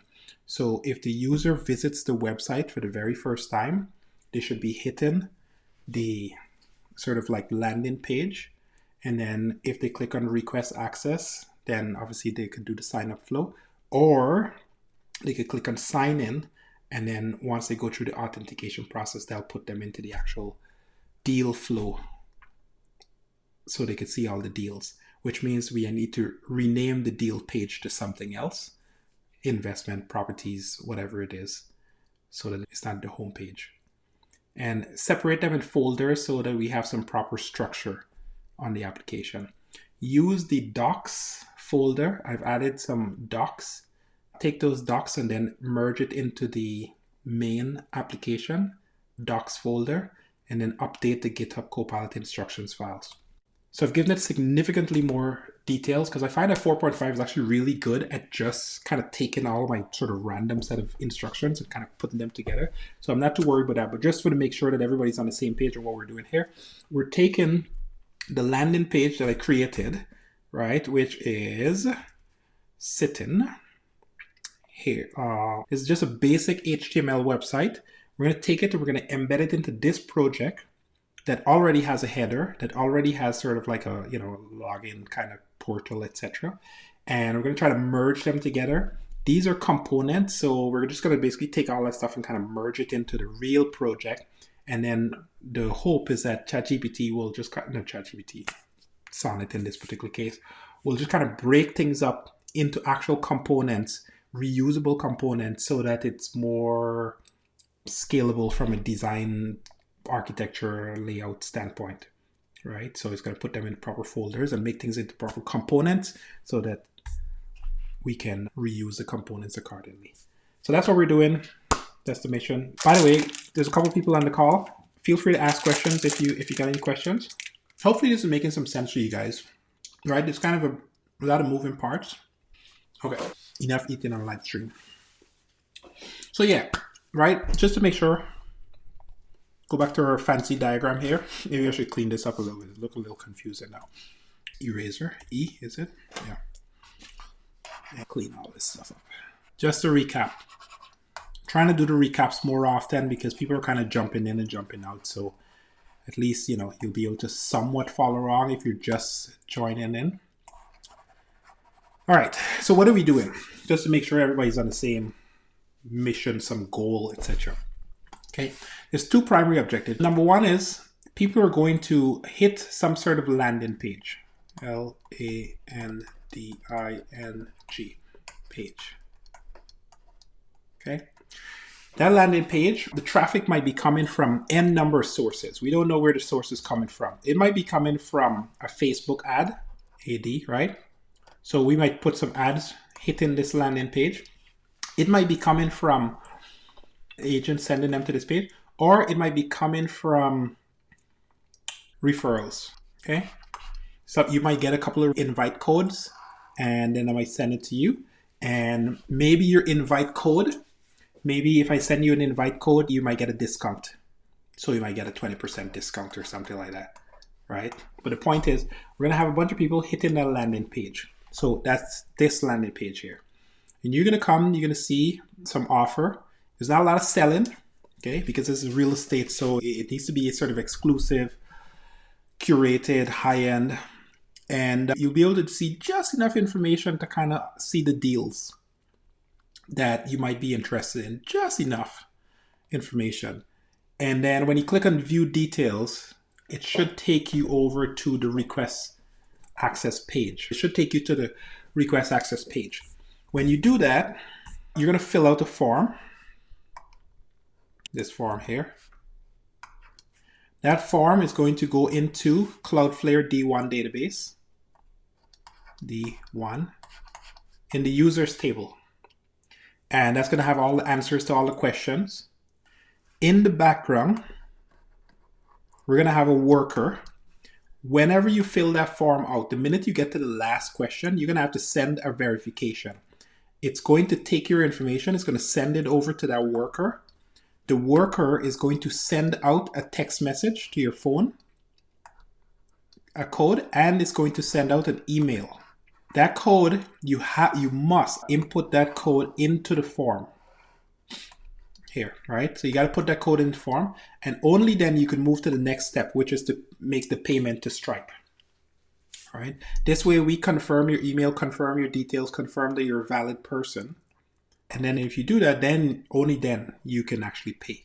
So we're really screening here because we don't want any and everybody signing up. We don't care about every and everybody. We care about exclusive deals, and so we care about only VIP coming through. Then you're going to fill out, pay the subscription, and then that's going to now send another request to another worker, That worker will basically, in the background, create a authentication for you, TH, with auth0.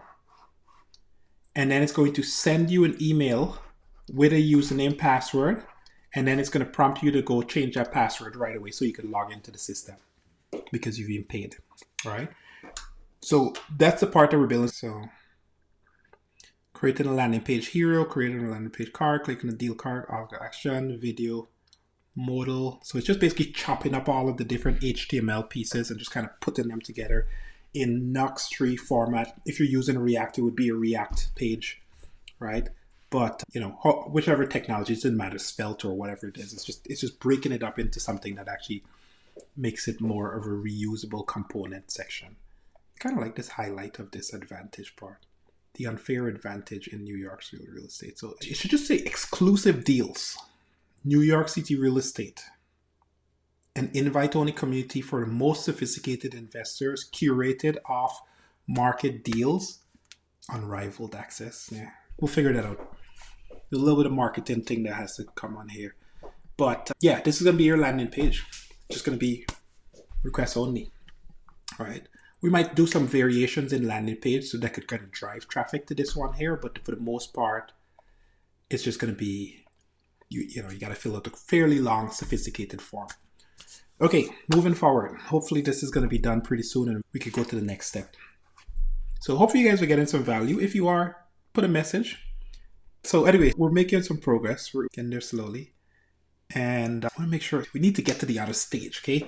There's one other thing that I want to do here, which is I want to get to the database part. After this HTML2 thing configuration, we should be able to get this up and running. But I definitely want to at least get what we should do? We should get the code part worked out because we can do this with Twilio. Twilio is probably the fastest way that we could do it. So we should probably do that to get the codes working and the authentication. Because if we can get that there, we can get the full thing working, the backend piece. So we need to get the matching investors. So we need to be able to keep track of that. So we got to do another database as well too. So hopefully this thing goes through pretty fast. It's kind of slow, but okay, perfect. Let me mark the to-do is completed. Fantastic. Okay, so what did it do? Created a authentication reverse invite component. Yeah, just breaking it up into components. We're going to make some changes there. That's fine. Yeah, so you know what? I might have to create another Stripe account. Let me just see. So we could get this payments part working correctly. So let's do this.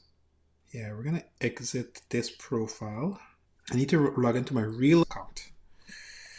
So a real Stripe account, but I need to log into use authenticator app.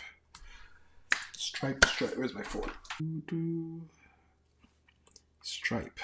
So we are, oh no, that's what I want to do. I want to get to authentication. 9, 1, 5, 4, 5, 6. Okay, and then we could switch to Sandbox, Violet Tunnel. Perfect. Okay, so we're gonna use it. We're gonna use a different Stripe account. Oh, come on. All right.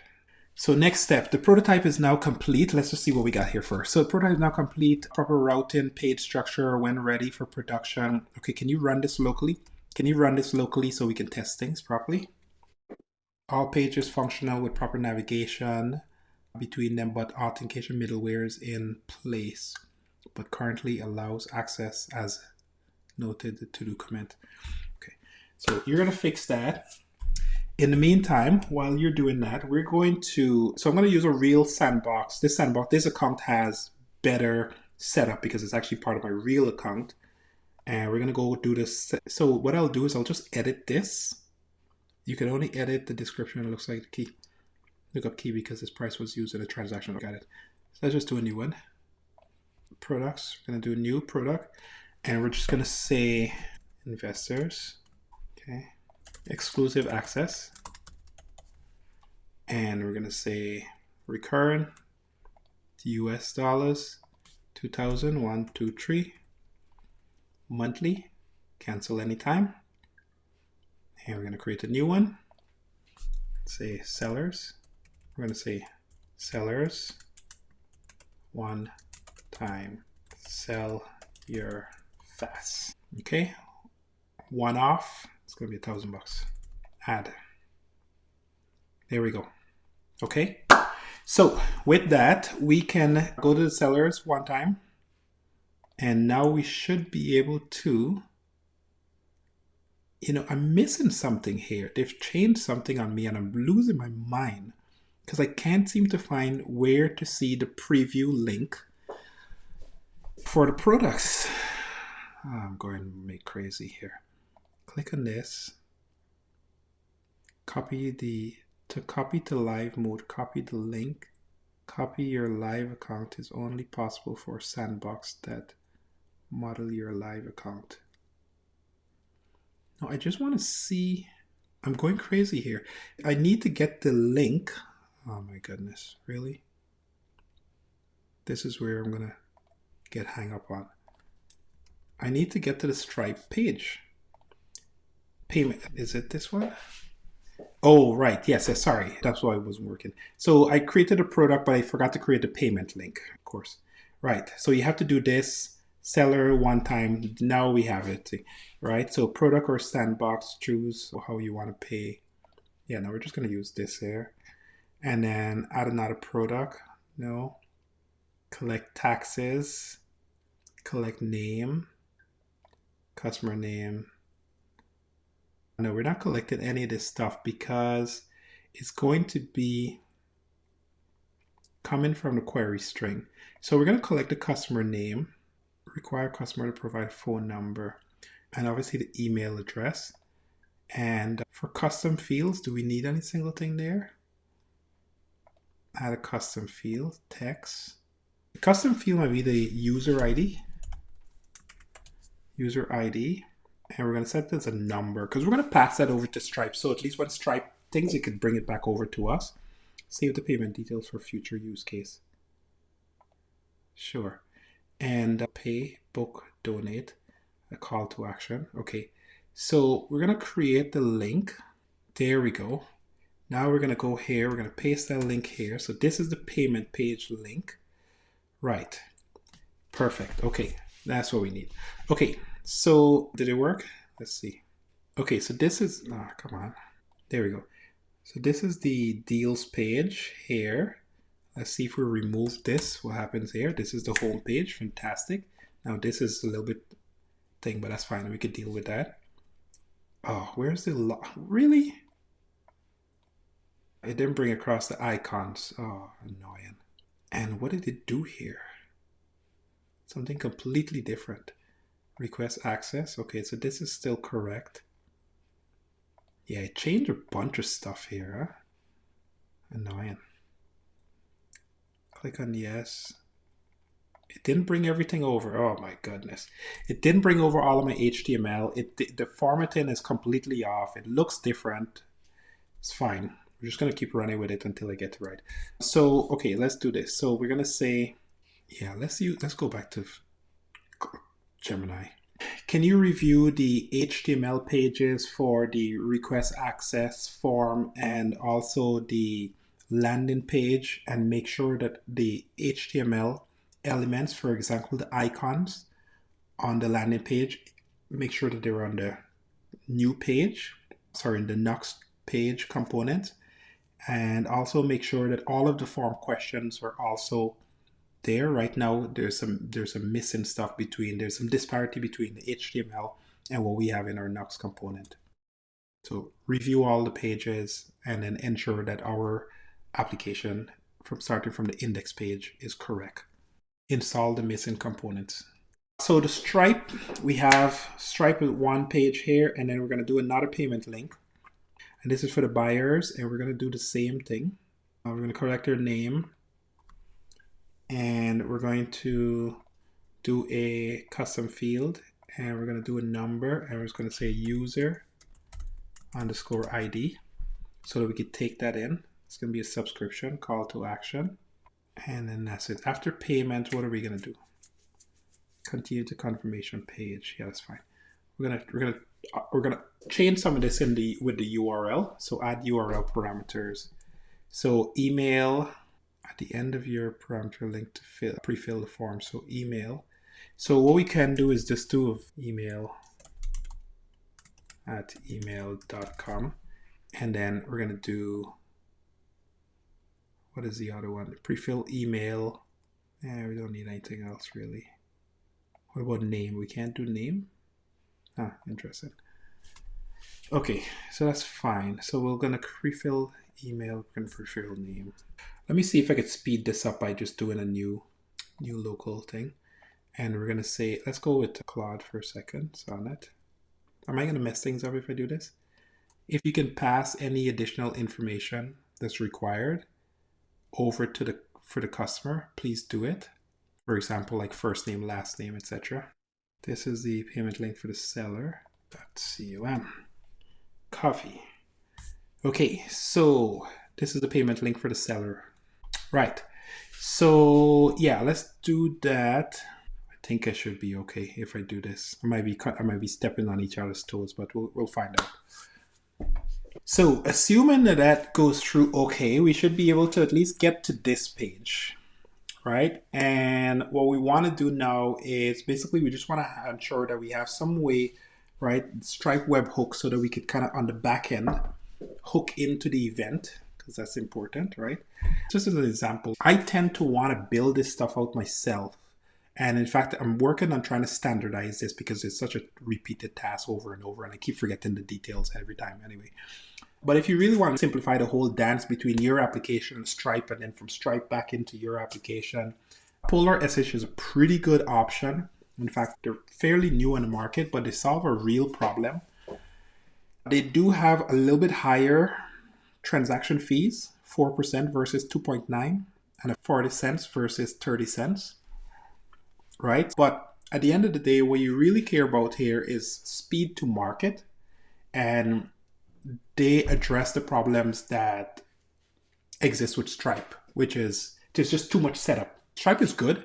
Stripe took the industry significantly further than where we were, with PayPal, and in Canada, Moneris, in the US.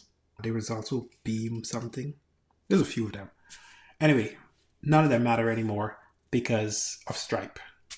And all the other vendors are just trying to play catch up to what Stripe is doing. But with great power comes great responsibility. So there's some things that Stripe just doesn't do well. And as a result, companies like Polar.sh is trying to fill that map. The other alternative to them is Lemon Squeezy, Lemon Squeezy, these guys. They handle everything, including tax and lots of other stuff in the background. So it is recommended that if you really, really want to do this right, deal with all the tax issues and stuff like that, that you kind of do this. But for the most part, I like to just build out my stuff and just make sure that we kind of have a handle on things. We do have to set up a webhook for the payment link, but I'm going to get to that in a bit. I just want to get the payment link kind of working first, and then the buy button, right? So yeah, I want to get that going. So where are we? Is this thing finished? Still going. Oh my goodness. The waiting of having to deal with all of the AIs, we've gotten spoiled, right? Because I couldn't write all of this code myself. But now that I have the capabilities of AI, I needed to move faster. Humans, we're never happy. It's just the reality of our lives. We're just never happy. So yeah, okay. Let's see. We're almost there. Subscription page, sell, subscription, buy. So we're gonna see if this actually works. Request live, all set. The Stripe integration is now complete and ready for testing. And like I said, I've said this multiple times. I'm going to say it again. Best chocolate ever. I don't care who disagrees with me. It's an opinionated view about one of the perks of going to America. is how I would describe it. It's such a great chocolate bar. I don't know. The funny thing is, I don't know a single other person that likes this chocolate bar. Like, I literally do not know any other person on earth that loves this chocolate bar. Not my wife, not my cousins, not my brothers, nobody. Except for me. So, there you have it. Let's go back to our Miro, see how far we could get, because running out of time.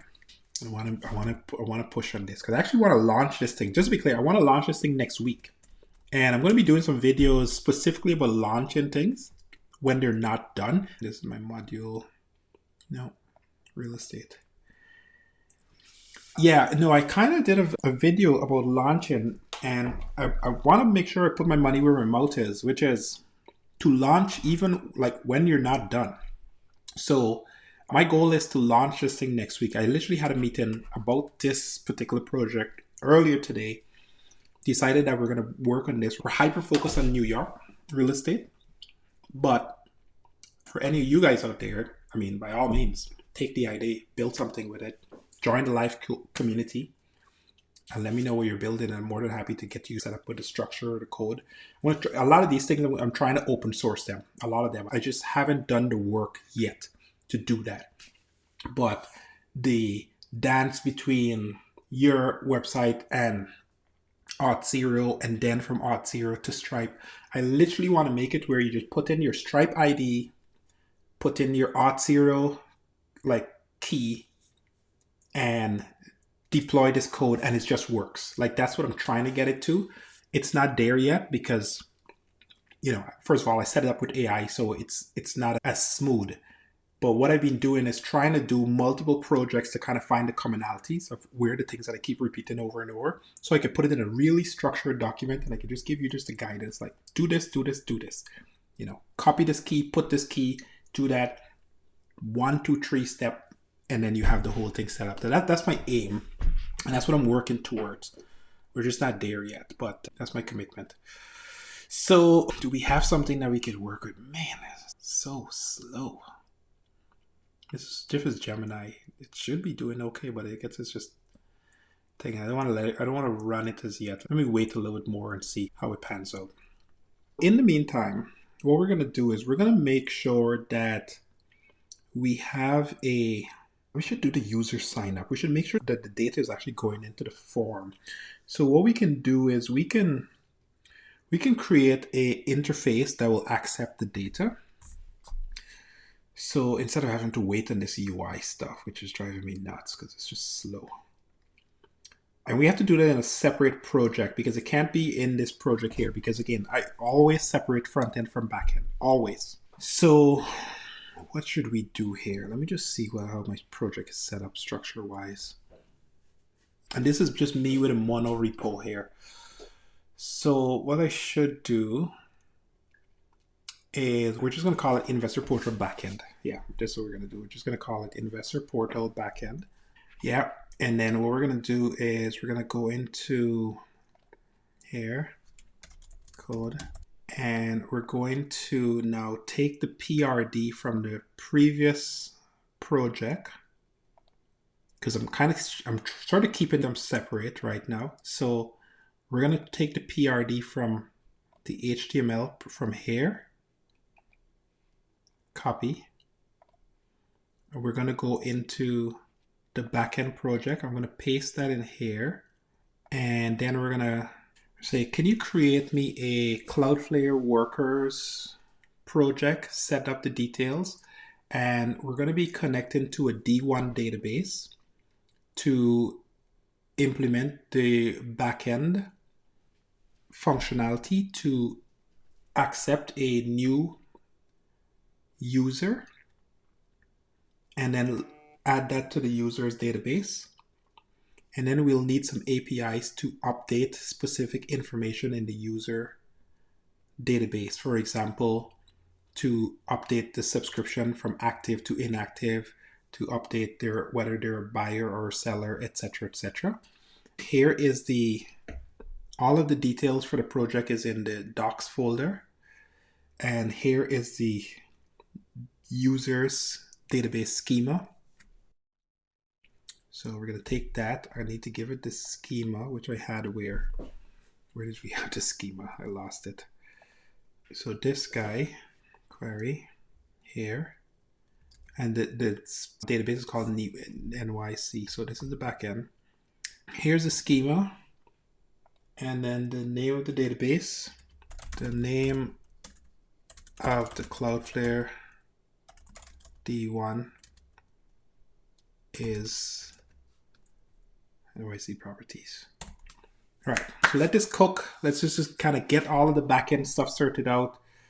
This one is going to kind of go and get the user set up, get all that stuff, and then try to connect to the backend so we can test the API properly.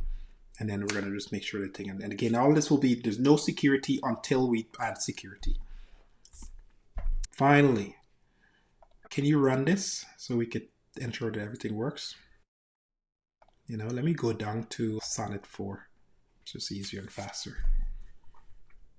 The other thing about Sonnet is that I noticed that it doesn't honor, I'm using bun right now, and it doesn't use bun. It just uses npm run dev, but it's fine. Npm run dev, okay, it found some issues, so it needs to fix that first of all. Yeah, got some issues here. We're calling Investors Portal Backend. Yeah, I'm gonna have to change this name, but anyway, we'll run with that for now. So we got our schema, fantastic. We got our Wrangler source, schema.ts, create validation with SOD, services, user. So create user, insert into, get user by ID, email, get user by ID, tenant. Yeah, I'm gonna get all this stuff standardized. We just keep repeating the same thing over and over. We're gonna standardize on this entire thing. So, okay. Let's see how the UI is going. There are more serious issues. Great. Okay, found the issue. There's a broken script in the section of corrupted. I see the issue clearly now. Blah, blah. Yeah, 4 is pretty good. It's a little bit faster. Let's see how it goes. If it starts to fail, I'm gonna... Okay. No, almost there. All right, so where are we with the patch? Okay, so we got API create new user. We got get all users. That's fine. Get user by ID, email address, update user, install Wrangler, create. Okay, so here's what you're going to do. The database is already created, so we don't need that. We're going to do a deploy. So we're going to say the database is already created, so you're going to use the existing database. And for the deployment, you're going to put the word client dash in front of the name of the project. So it'll be client dash investor portal dash backend. And also we need some tests so that we could create some fake API submissions to test that the data is going into the database correctly. All right, perfect. So let's go look at this, make sure that this guy is working, refresh, there we go. Okay, I'm gonna leave that for now because I don't want to waste time on that. That's not the end of the world. Okay, so what I'm gonna do is I'm just gonna click on new, and then let's just go down to, let's go to 4.5. So the request invite page is now working, and also there still seems to be some problems with some of the pages and the tags. So run the code and run the application and test it, make sure it's working correctly. Go to 4.5. 4.5 I think will honor the bun. I think they better because they just bought, Anthropic just bought bun. Don't know if you guys heard about that. All right, almost there. Let's see where we're at. So yeah, we're gonna try to push this database project up. Just get that going. At least we'll be able to do a sign up. That's the main mission. If we can do sign up, we're gonna try to table it. But I'm gonna end up working on this maybe throughout the week and do a couple of videos just specifically on the authentication and the backend part, which is something I've been meaning to do. So by next week, this is actually like in launch territory. All right, updated. This is going okay. So test is gonna be your API dev. Can you run the migration and deploy it into Cloudflare so that we could test, make sure everything is okay? And then create some HTTP test files. Did it already do that? Create some HTTP test files so that we can post directly to the Cloudflare project. Come on. All right, where are we at here? Come on. Let me rewrite the entire file cleanly. In the meantime, a couple of things I want to talk about very quickly, just to wrap things up here. So on this project, all of this information that's in here right now came from another project. What's the name of the project again? It's called the Scraper. It came from the scraping project here. It came from monorepo AI project Scraper folder. I see. I have it in a slightly different folder. That's why I need to move it over here. And I'm going to call it Property Scraper. There we go. So, as I was saying, it is in, so extractor, this one here. Where did I put URL discovery? There we go. This one is what I'm looking for. So this project is called Property Scraper. I already have it running. In fact, let me just pull it up. I'll show you what it is. Property Scraper. Yeah. So this project actually does a couple things. I did this with CloudFlare and I did this with thing. I'm going to do some videos on this because it's a whole thing by itself that I don't want to get into in this conversation. I'm just basically just sharing it as I kind of go through the details. However, no, I don't want to do that. Let's just do. What it basically does, it just goes through and it just scrapes the information from these properties. And if you look here, you'll see it's kind of crazy how much information is just public.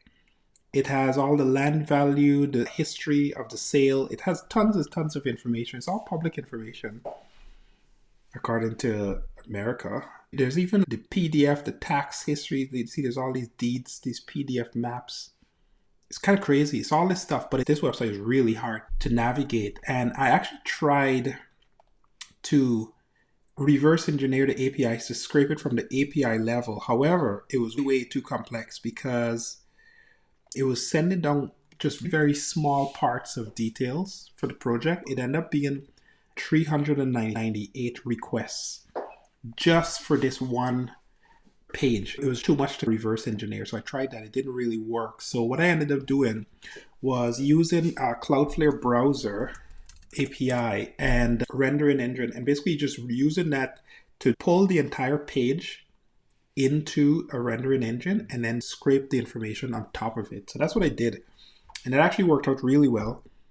So I have a crawler now that I built that basically so it's not running, but basically the goal is that it's just going to go out and it's just going to find every single property and just kind of scrape the whole thing and slowly kind of build it up. And then it has this whole analyzer thing where I could put in a property, for example, and it will go out, like actively is doing that right now. It literally goes out to the internet, pulls the information, pulls it into this format here, and then I could use that to take this information and put it into the system that we're building right now. So that's where, just to give you some background context, where this information is kind of coming from. There's a whole backend thing that I'm working on to pull data from multiple different sources, and that's what I mentioned in this here. Emails, data is coming from email thing and then scraping API, and they're all going to be kind of dumped in the platform. Is this thing going to work now? It still didn't. My goodness, like it still didn't pull in all the details. Let me see. How did you hear about us? Let me just fill this out pretty fast and see. Submit. Yeah. So yeah, when I click on the, I gotta tell it for every single page what to do. It's annoying. Which property is this? This is investor portal. Yeah, I'm on the right one. Anyway. This is the user. So this is the right one. So when I click on the request invite portal submit button, it does not take me to the subscription page where I could see the price and stuff. It should do that. So you need to follow the HTML, the details in the HTML. The page should be called subscription cell. That would have the details and subscription. Those two pages have the details that when you click on request invite, it should take you over to those pages. Also, on the request invite page for the HTML, there's a section at the bottom that you have to click on send invite to get a confirmation code for both your mobile number and your email address. Those have to be enabled on this form as well too. So see the details on the HTML in order to get the right thing. Also, the boxes, the form H boxes are way too small. They don't look any single thing like what is on the HTML. Yeah, this is a problem because we have conflict in HTML inside of there. And let me just give it all of the reference to the pages so it doesn't have to think about what to do. All the files that are open, sorry. Exclude, so click on that, and then all files that open editor. Everything that's in the editor that's open. There we go. So yeah, but the thing about this market is if you can just aggregate by scraping the data from all of these websites. The only problem right now is that Cloudflare does have some limitation on the browser API, which I haven't hit as yet, but I'm pretty certain I'm going to hit it pretty soon based on the scale at which I'm trying to scrape this information. So see here, you could only run like 30 concurrent accounts and a new browser instance per minute. So there is some limitations here. Now it's not, I mean, you could set this thing to kind of scrape X amount per day to kind of stay within that limit. But if you need higher limits, you're gonna have to pay for it or request access. But I haven't necessarily hit the limits as yet, but that's because I've just been testing. But I'm pretty certain we're gonna hit the limit just based on the scale at which we're trying to pull data from these different investor properties. But yeah, this was a good exercise because it took me a while to kind of figure out how to get this going. See, it's now consistently pulling data. I could pull data from that website from any source, but the backend this thing. I'm going to do a video specifically on this here later on. All right, let's see. Come on. Now I have all these very good confirmations, blah, blah, blah, blah. Let's see, that's all the pieces. Fix the request page, click the checkbox, where's the subscription page, create subscription cell. All right, so can we click on it now? It's still working. Half your time is just spent waiting on AI to finish its job. Hopefully we can get some faster speed because this is the thing, right? It's like, okay, I'm here for 2.5, 3 hours, let's call it. And, I'm able to make significant gains, but I'm not able to truly build something end to end. You know what I mean? Like, I can't go as fast as, so it's kind of interesting because there's kind of a weird thing that's happening because before, in the past, when I started doing all this stuff, I used to just go to ChatGPT and just copy and paste code. And that was pretty fast. But then we evolved to where the AIs are built into the editors. And now I don't go to ChatGPT and copy paste code unless it's a very, very specific thing that I need. And even to that, I could get the AI to do it. So that workflow is now gone. And the AI has gotten significantly better at just working through tons and tons of files. And then there was a problem that I kind of started hitting, which was the AI was generating too many files and I was unable to keep track of the different pages and the speed at which it was generating code.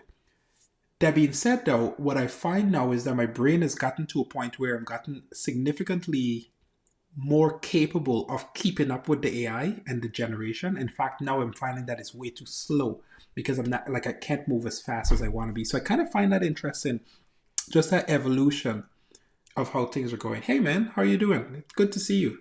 You've been MIA for a while, but I'm doing great. I'm hopefully you're doing good as well too.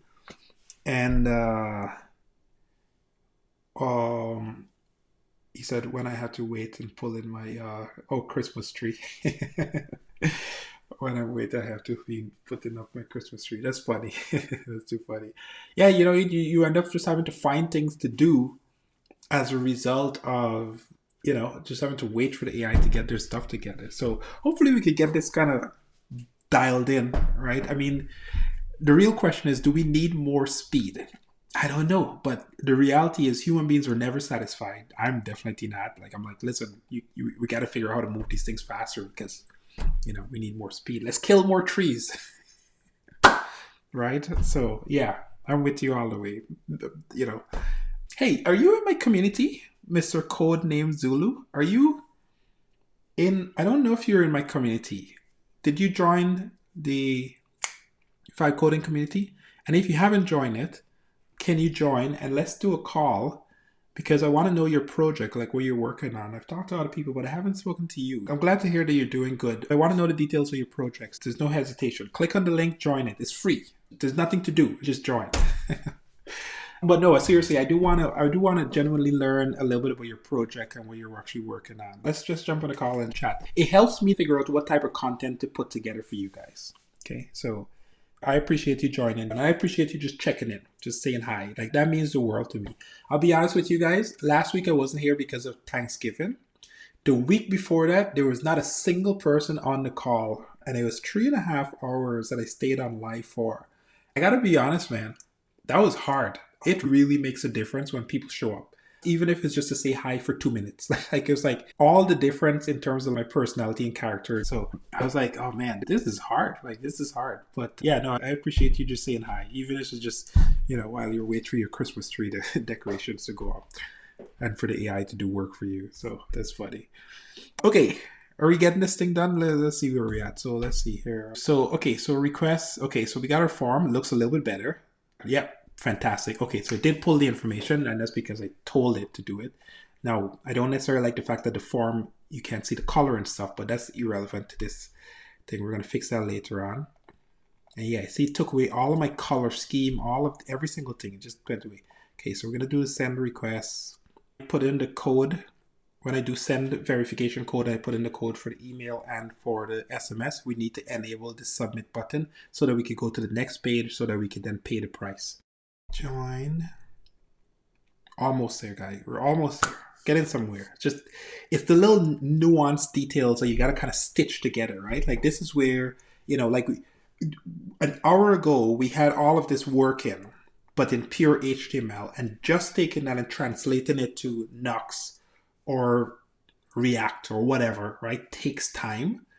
And the AI is not perfect, so you got to kind of fight with it a little bit. And that's where we're at right now, right? Like, which is annoying because it's like, I want to move faster. I want to get to the payments. I want to work through the payment part. Sadly, I'm not going to get to that today because, it just takes a little bit more time.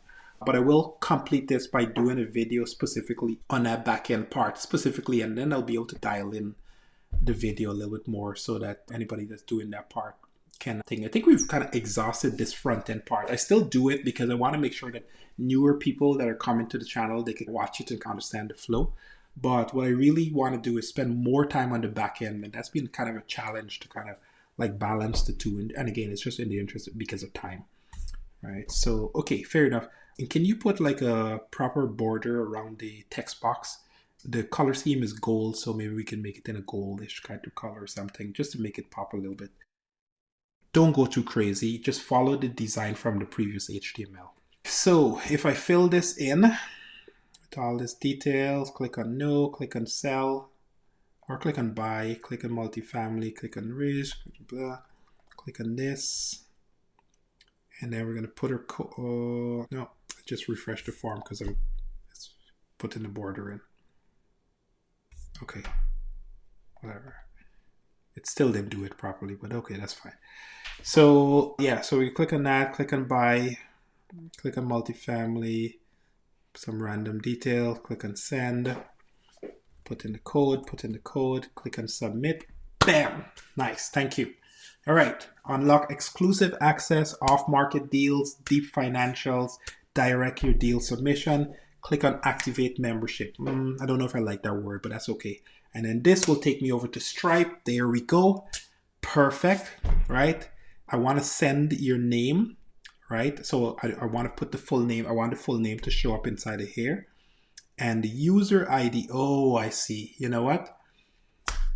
Yeah, this is supposed to be a hidden field. We don't need this here coming through like this. It's supposed to be a hidden field. So actually, I want to do that. Let me just do that. All right. Hey, Mr. I just thought of something. By the way, you said you will. If you don't show up, I will find you. I know you're in Texas. I'm just kidding, man. But do sign up for sure. I definitely want to have a more detailed conversation with you outside of the one-way conversation here. So, okay, yes. Oh, so the Stripe form is working. However, I want to be able to pass dynamically the full name into the form, and I want to be able to pass the user ID so that whenever they sign up, we have that custom field. However, I don't want to show the user ID field, so we might have to make some changes there. So let's do that and paste. Listen, I appreciate every one of you that show up every single time and whenever you can. I know life is busy The holidays is going to be crazy. And by the way, I plan to do these calls throughout the holidays. There might be a couple of exceptions, but I plan to just go throughout. I'm winding down on my personal side. I'm not doing any of my business calls like with employees and stuff like that, like staff. We're not going to do any of that anymore. So that's going to be gone. I normally do a family call with my internal family on a regular basis. Not like internal family, but like cousins and uncles, people like that I help out with business. Not going to be doing that anymore for next month. So for the month of December going into January, the only thing I'm going to be focusing on is this vibe coding community, which is this call. And I'm just going to be hardcore programming. Like normally on the holidays, I use it as an opportunity to just go crazy with code. Now that I have a kid, and now my wife is really into Christmas, so we're gonna be doing a couple of Christmas things. But outside of that, I'm really dialed in on just programming more than anything else. So lots of stuff coming. I got a whole bunch of things that I've been planning. Oh, where's the link at? The link is at the top, man. Jeez, Red. So funny. Right up top, it says join the vibe coding community. In fact, you know what? How about I just give you the link? There. Okay, now there's no excuse because I'm dropping it in the chat. There's the link. Okay, there you go. Yeah, no, it's at the top there, man. It's at the top. But yeah, no, join. It'll be good because I actually got. Oh, let me do some promotion right now on the school community. The school community, by the way, we had our first win, which I'm really proud of. And I will say, Simon has held me accountable because he showed up. I was really down last week. I really, really was. My mental energy was just not there. And he messaged me. He's like, hey, man, what's going on? Like, just, I noticed that you haven't posted in a bit. Just wanted to make sure everything was okay. That meant the world to me. It really, really did. Like, it legit meant the world to me. And I really appreciated it because, one of the reasons why I'm building this community is so that people can connect with each other and share, not just like build it, but share your struggles, share your challenges, right? This is an entrepreneur group first. I want to be clear with that. It's about making money, it's about making profit, but the truth is that entrepreneur is a real struggle. And one of the things that I struggle with a lot, like over the last 10, 15 years, was I just didn't have anybody to talk to about a lot of this stuff, right? I've worked through a lot of these things on my own. But where I could give a helping hand to another entrepreneur that might hit a wall, have a challenge, or just need like somebody to just like talk to about and like just what's on their mind, right? Because the truth is, entrepreneurs, it's just a lonely road. I'm married, I got a kid, but I don't talk to my wife about entrepreneur specific things. I might tell her what I'm doing with business and it's very high level, but it's not like real in depth. And the truth is that only entrepreneurs to other entrepreneurs really understand sort of the challenge, right? So that's what this was about. That's what this community about. So yeah, do join. I got a couple of people that I want to go through and kind of approve. So you'll kind of sit in there for a bit, but I'm going to get you approved for sure. And then we had our first win. I'm really happy about this. Sammy from the group posted that he launched his product and he's looking for his invite only product. It's just kind of cool because here's a guy, I had a call with him. He had some ideas of what he wanted to do, and he just went about and just kept hacking away. And I'm sure I contributed in some way. I can't take credit for his success by all means, but I'm sure he learned something, and I'm sure he learned some things from other places. And now I'm going to try to get him on a call so that he could just kind of share a little more details about the project, but also talk about what did he learn in the time that we've been kind of working together in some capacity. Obviously, I'm not working with him directly, but yeah, I think that was just kind of cool. I was really happy about the fact that we got a little bit of win there. So yeah, by all means, join the community. And I think I'm watching it on TV. Didn't see it on here. Okay, cool. No worries. That's interesting. Yeah, maybe it might be some screen resolution thingy. So yeah, okay, so where was I?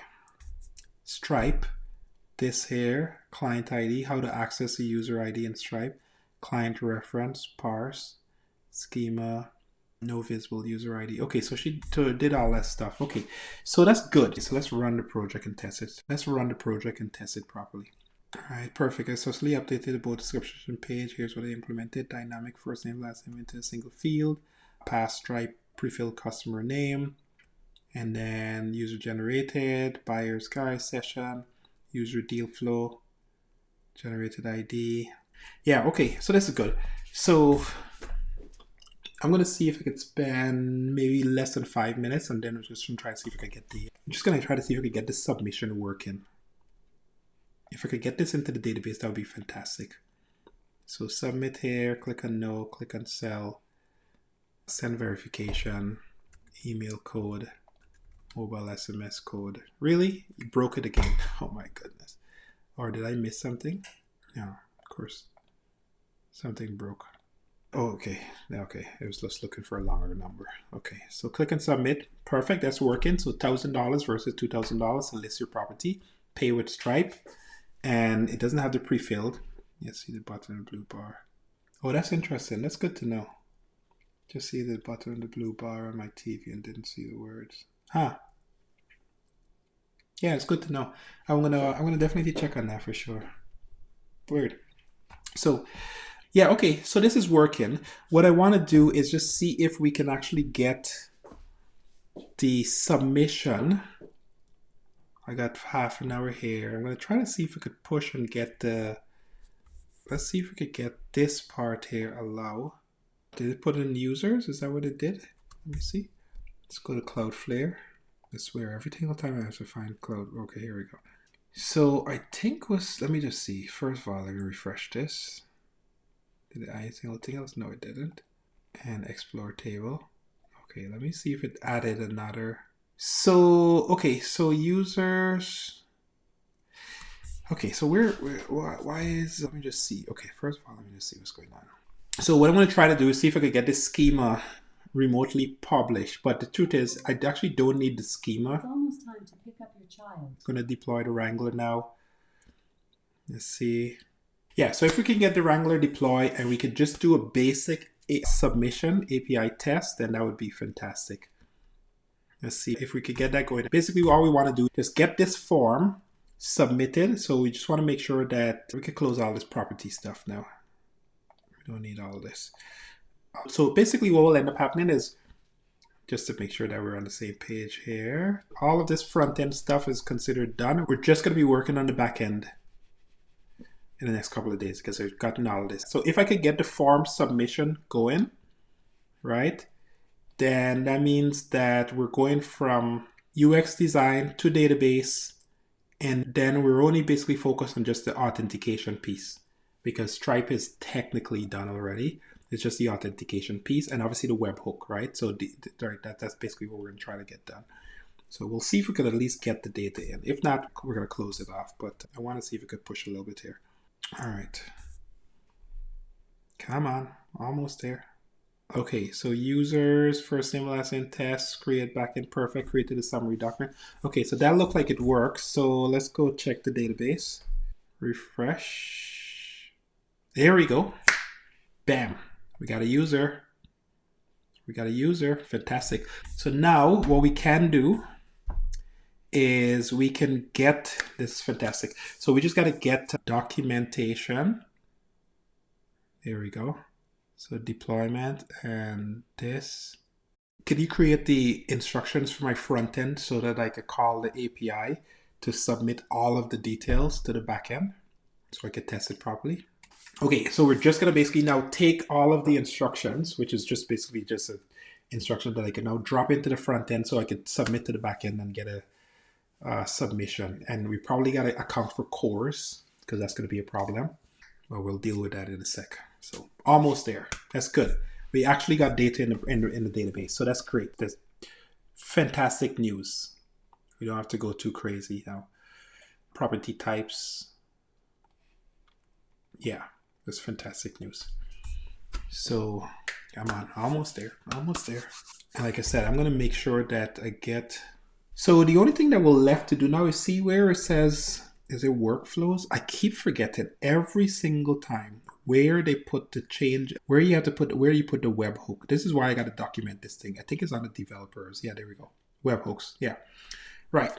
So what we want to do is we want to add a new destination and we want to put a webhook that's going to basically route back to that new API worker that we just created after payment gets succeeded. Front-end integration. So does it have the API? Yes, it does. Yes. Okay. Right. So now I could copy this front-end integration and I could go to my front end and I could click on new, and I could tell it, hey, for this form, close all of this. When the user submits the form, can you post it to this API and also document the process? Document the implementation, but okay, it knows what we're talking about. So we're gonna get it to implement the entire thing from API. I might have pasted too much. Okay, yes, React hook. Okay, it's giving me a React hook API, which I don't need. It's fine. It'll know what to do with the details. Because again, I'll implement the form submission to the API, document the process. First, let me examine the. Sorry, not the request form. Let's stop that. It's not the request form we need. It's pages, auth, request invite. Can you implement it for the request invite, not the HTML form? This was in the Knox version. So pages, auth, request invite. Yeah, doing it for the wrong thing. Yeah, so assuming that that works, then yeah, that's going to get us pretty much a sign up request system, which is fantastic. And then the other thing I'll just mention quickly while we're kind of waiting on all this stuff to load is we also want to make this a sort of an invite only type of thing, right? So what we can do is you can have, let me draw it out quickly. This is my last thing I'll draw before we close. So we can do this. We can have so let's say this is our user database, USER. And what we can do is we can make a very basic form. So let's say we had a conversation with somebody. We could have a form that basically gets their name and email address, right? And a submit button. And whenever they submit it, it's just going to just take that information and just dump it into the form as very basic details. And it's going to generate a code and put it in the form, right? And then we could have a email, because if they submit that form, it could send out an email to the user. The user will click on a link, right? That link will then check the database for that specific code. And then if the code is valid within whatever time frame, then it'll allow them to fill out the additional details. And then it'll do the payment, right?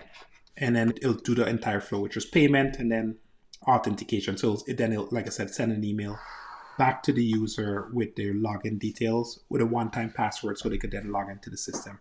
So that's the other part that we're going to do. We're not going to do it in this call here, but I just want to mention that now that we have our user database set up, getting the other invite section implemented, not a big deal, pretty fast. Let's see if we could get this going. Let's see if we could run this. Can you run the app? Okay, let's see if we could get it going. I'm sure I'm going to get a CORS error, but even if I get a CORS error, that's totally fine. So now we have our unfair advantage, new estate, real estate. We got a bunch of properties. We're going to click on request access. And we're going to fill out all these details by clicking on our autofill here. I'm going to click on an investor. I'm looking for multifamily. I'm looking for office, institutional, hospital. Put some more details on what I'm looking for. I'm going to click on send invitation. So that's going to send the code. We're going to hook this up with Twilio. And then we're going to put our mobile code. Came from both those two. Then we're going to click on submit. Bam, that's going to take us here. And now we're going to click on activate membership. That's going to take us over to Stripe. And that's it. We're done. So the hope is, that happened a little bit too fast, but what I'm hoping is that I actually have data in my database. Pray to the AI gods. There we go. Bam. Look at that. Success. So we got data. All the information is in here. Multifamily, the whole 9 yards. Look at that. Fantastic. That's a perfect place to drop off because now we got data inside of here. So that means that there's only two pieces that has to happen. Number one is on the Stripe side, right? We're going to create a webhook.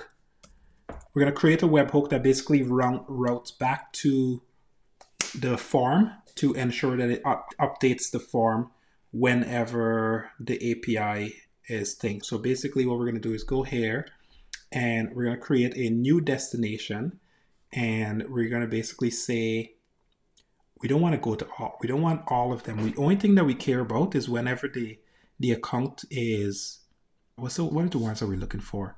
It's when the account is created, and I think it's when we don't want V2, we just want charge. I think that's what we're looking for. Yes.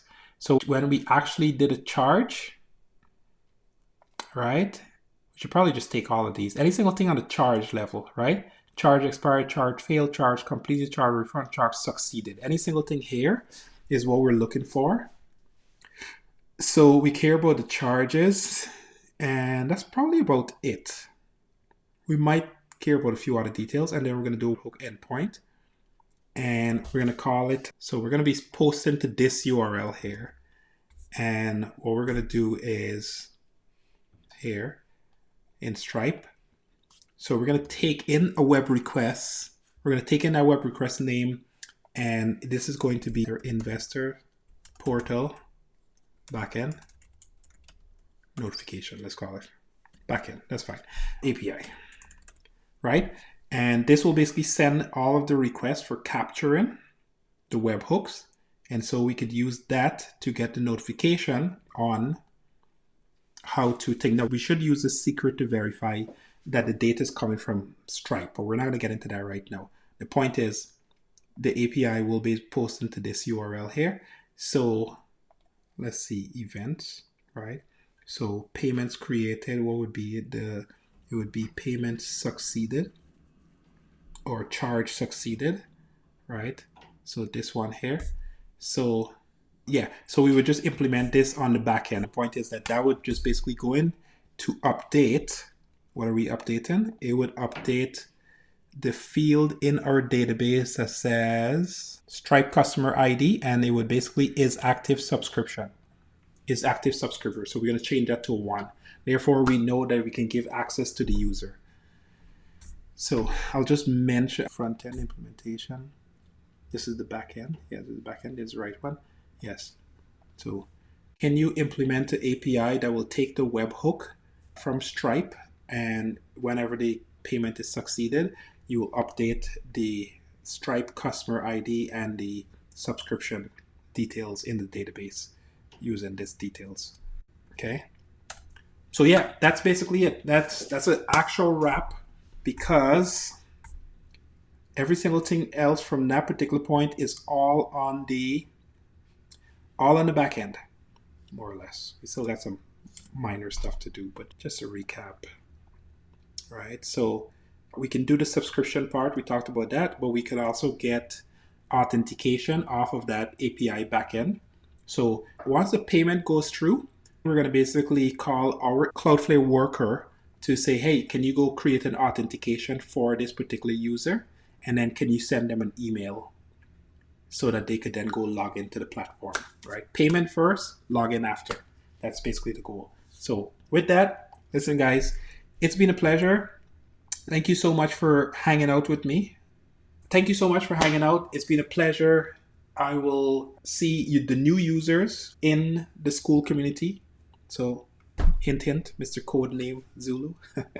And for all you guys that just came here and said hi, I really appreciate it. It means a lot. Thank you so much. I'm going to be pushing out a couple of videos specifically on some of the back-end pieces. I think right now my channel is kind of limited on details specifically around that portion. I have some ideas about just to sort of launch it fast. I want to do like a 7-day program, because I've been talking to a bunch of you guys, and a bunch of you guys have been just telling me, you know, that you're working on your app, I was like, well, have you launched any single thing as yet? So I want to create a 7-day challenge that's going to get you from like 0 to launch something, okay? And so that you could iterate and try new things. And I think that's important, because if you're an entrepreneur, you could just spend all your time building, and you haven't actually figured out how to sell. And we want to kind of merge those two together. So we're going to be doing a little bit more videos about that. So that being said, it's always a pleasure. Thank you so much. Have yourself a wonderful day.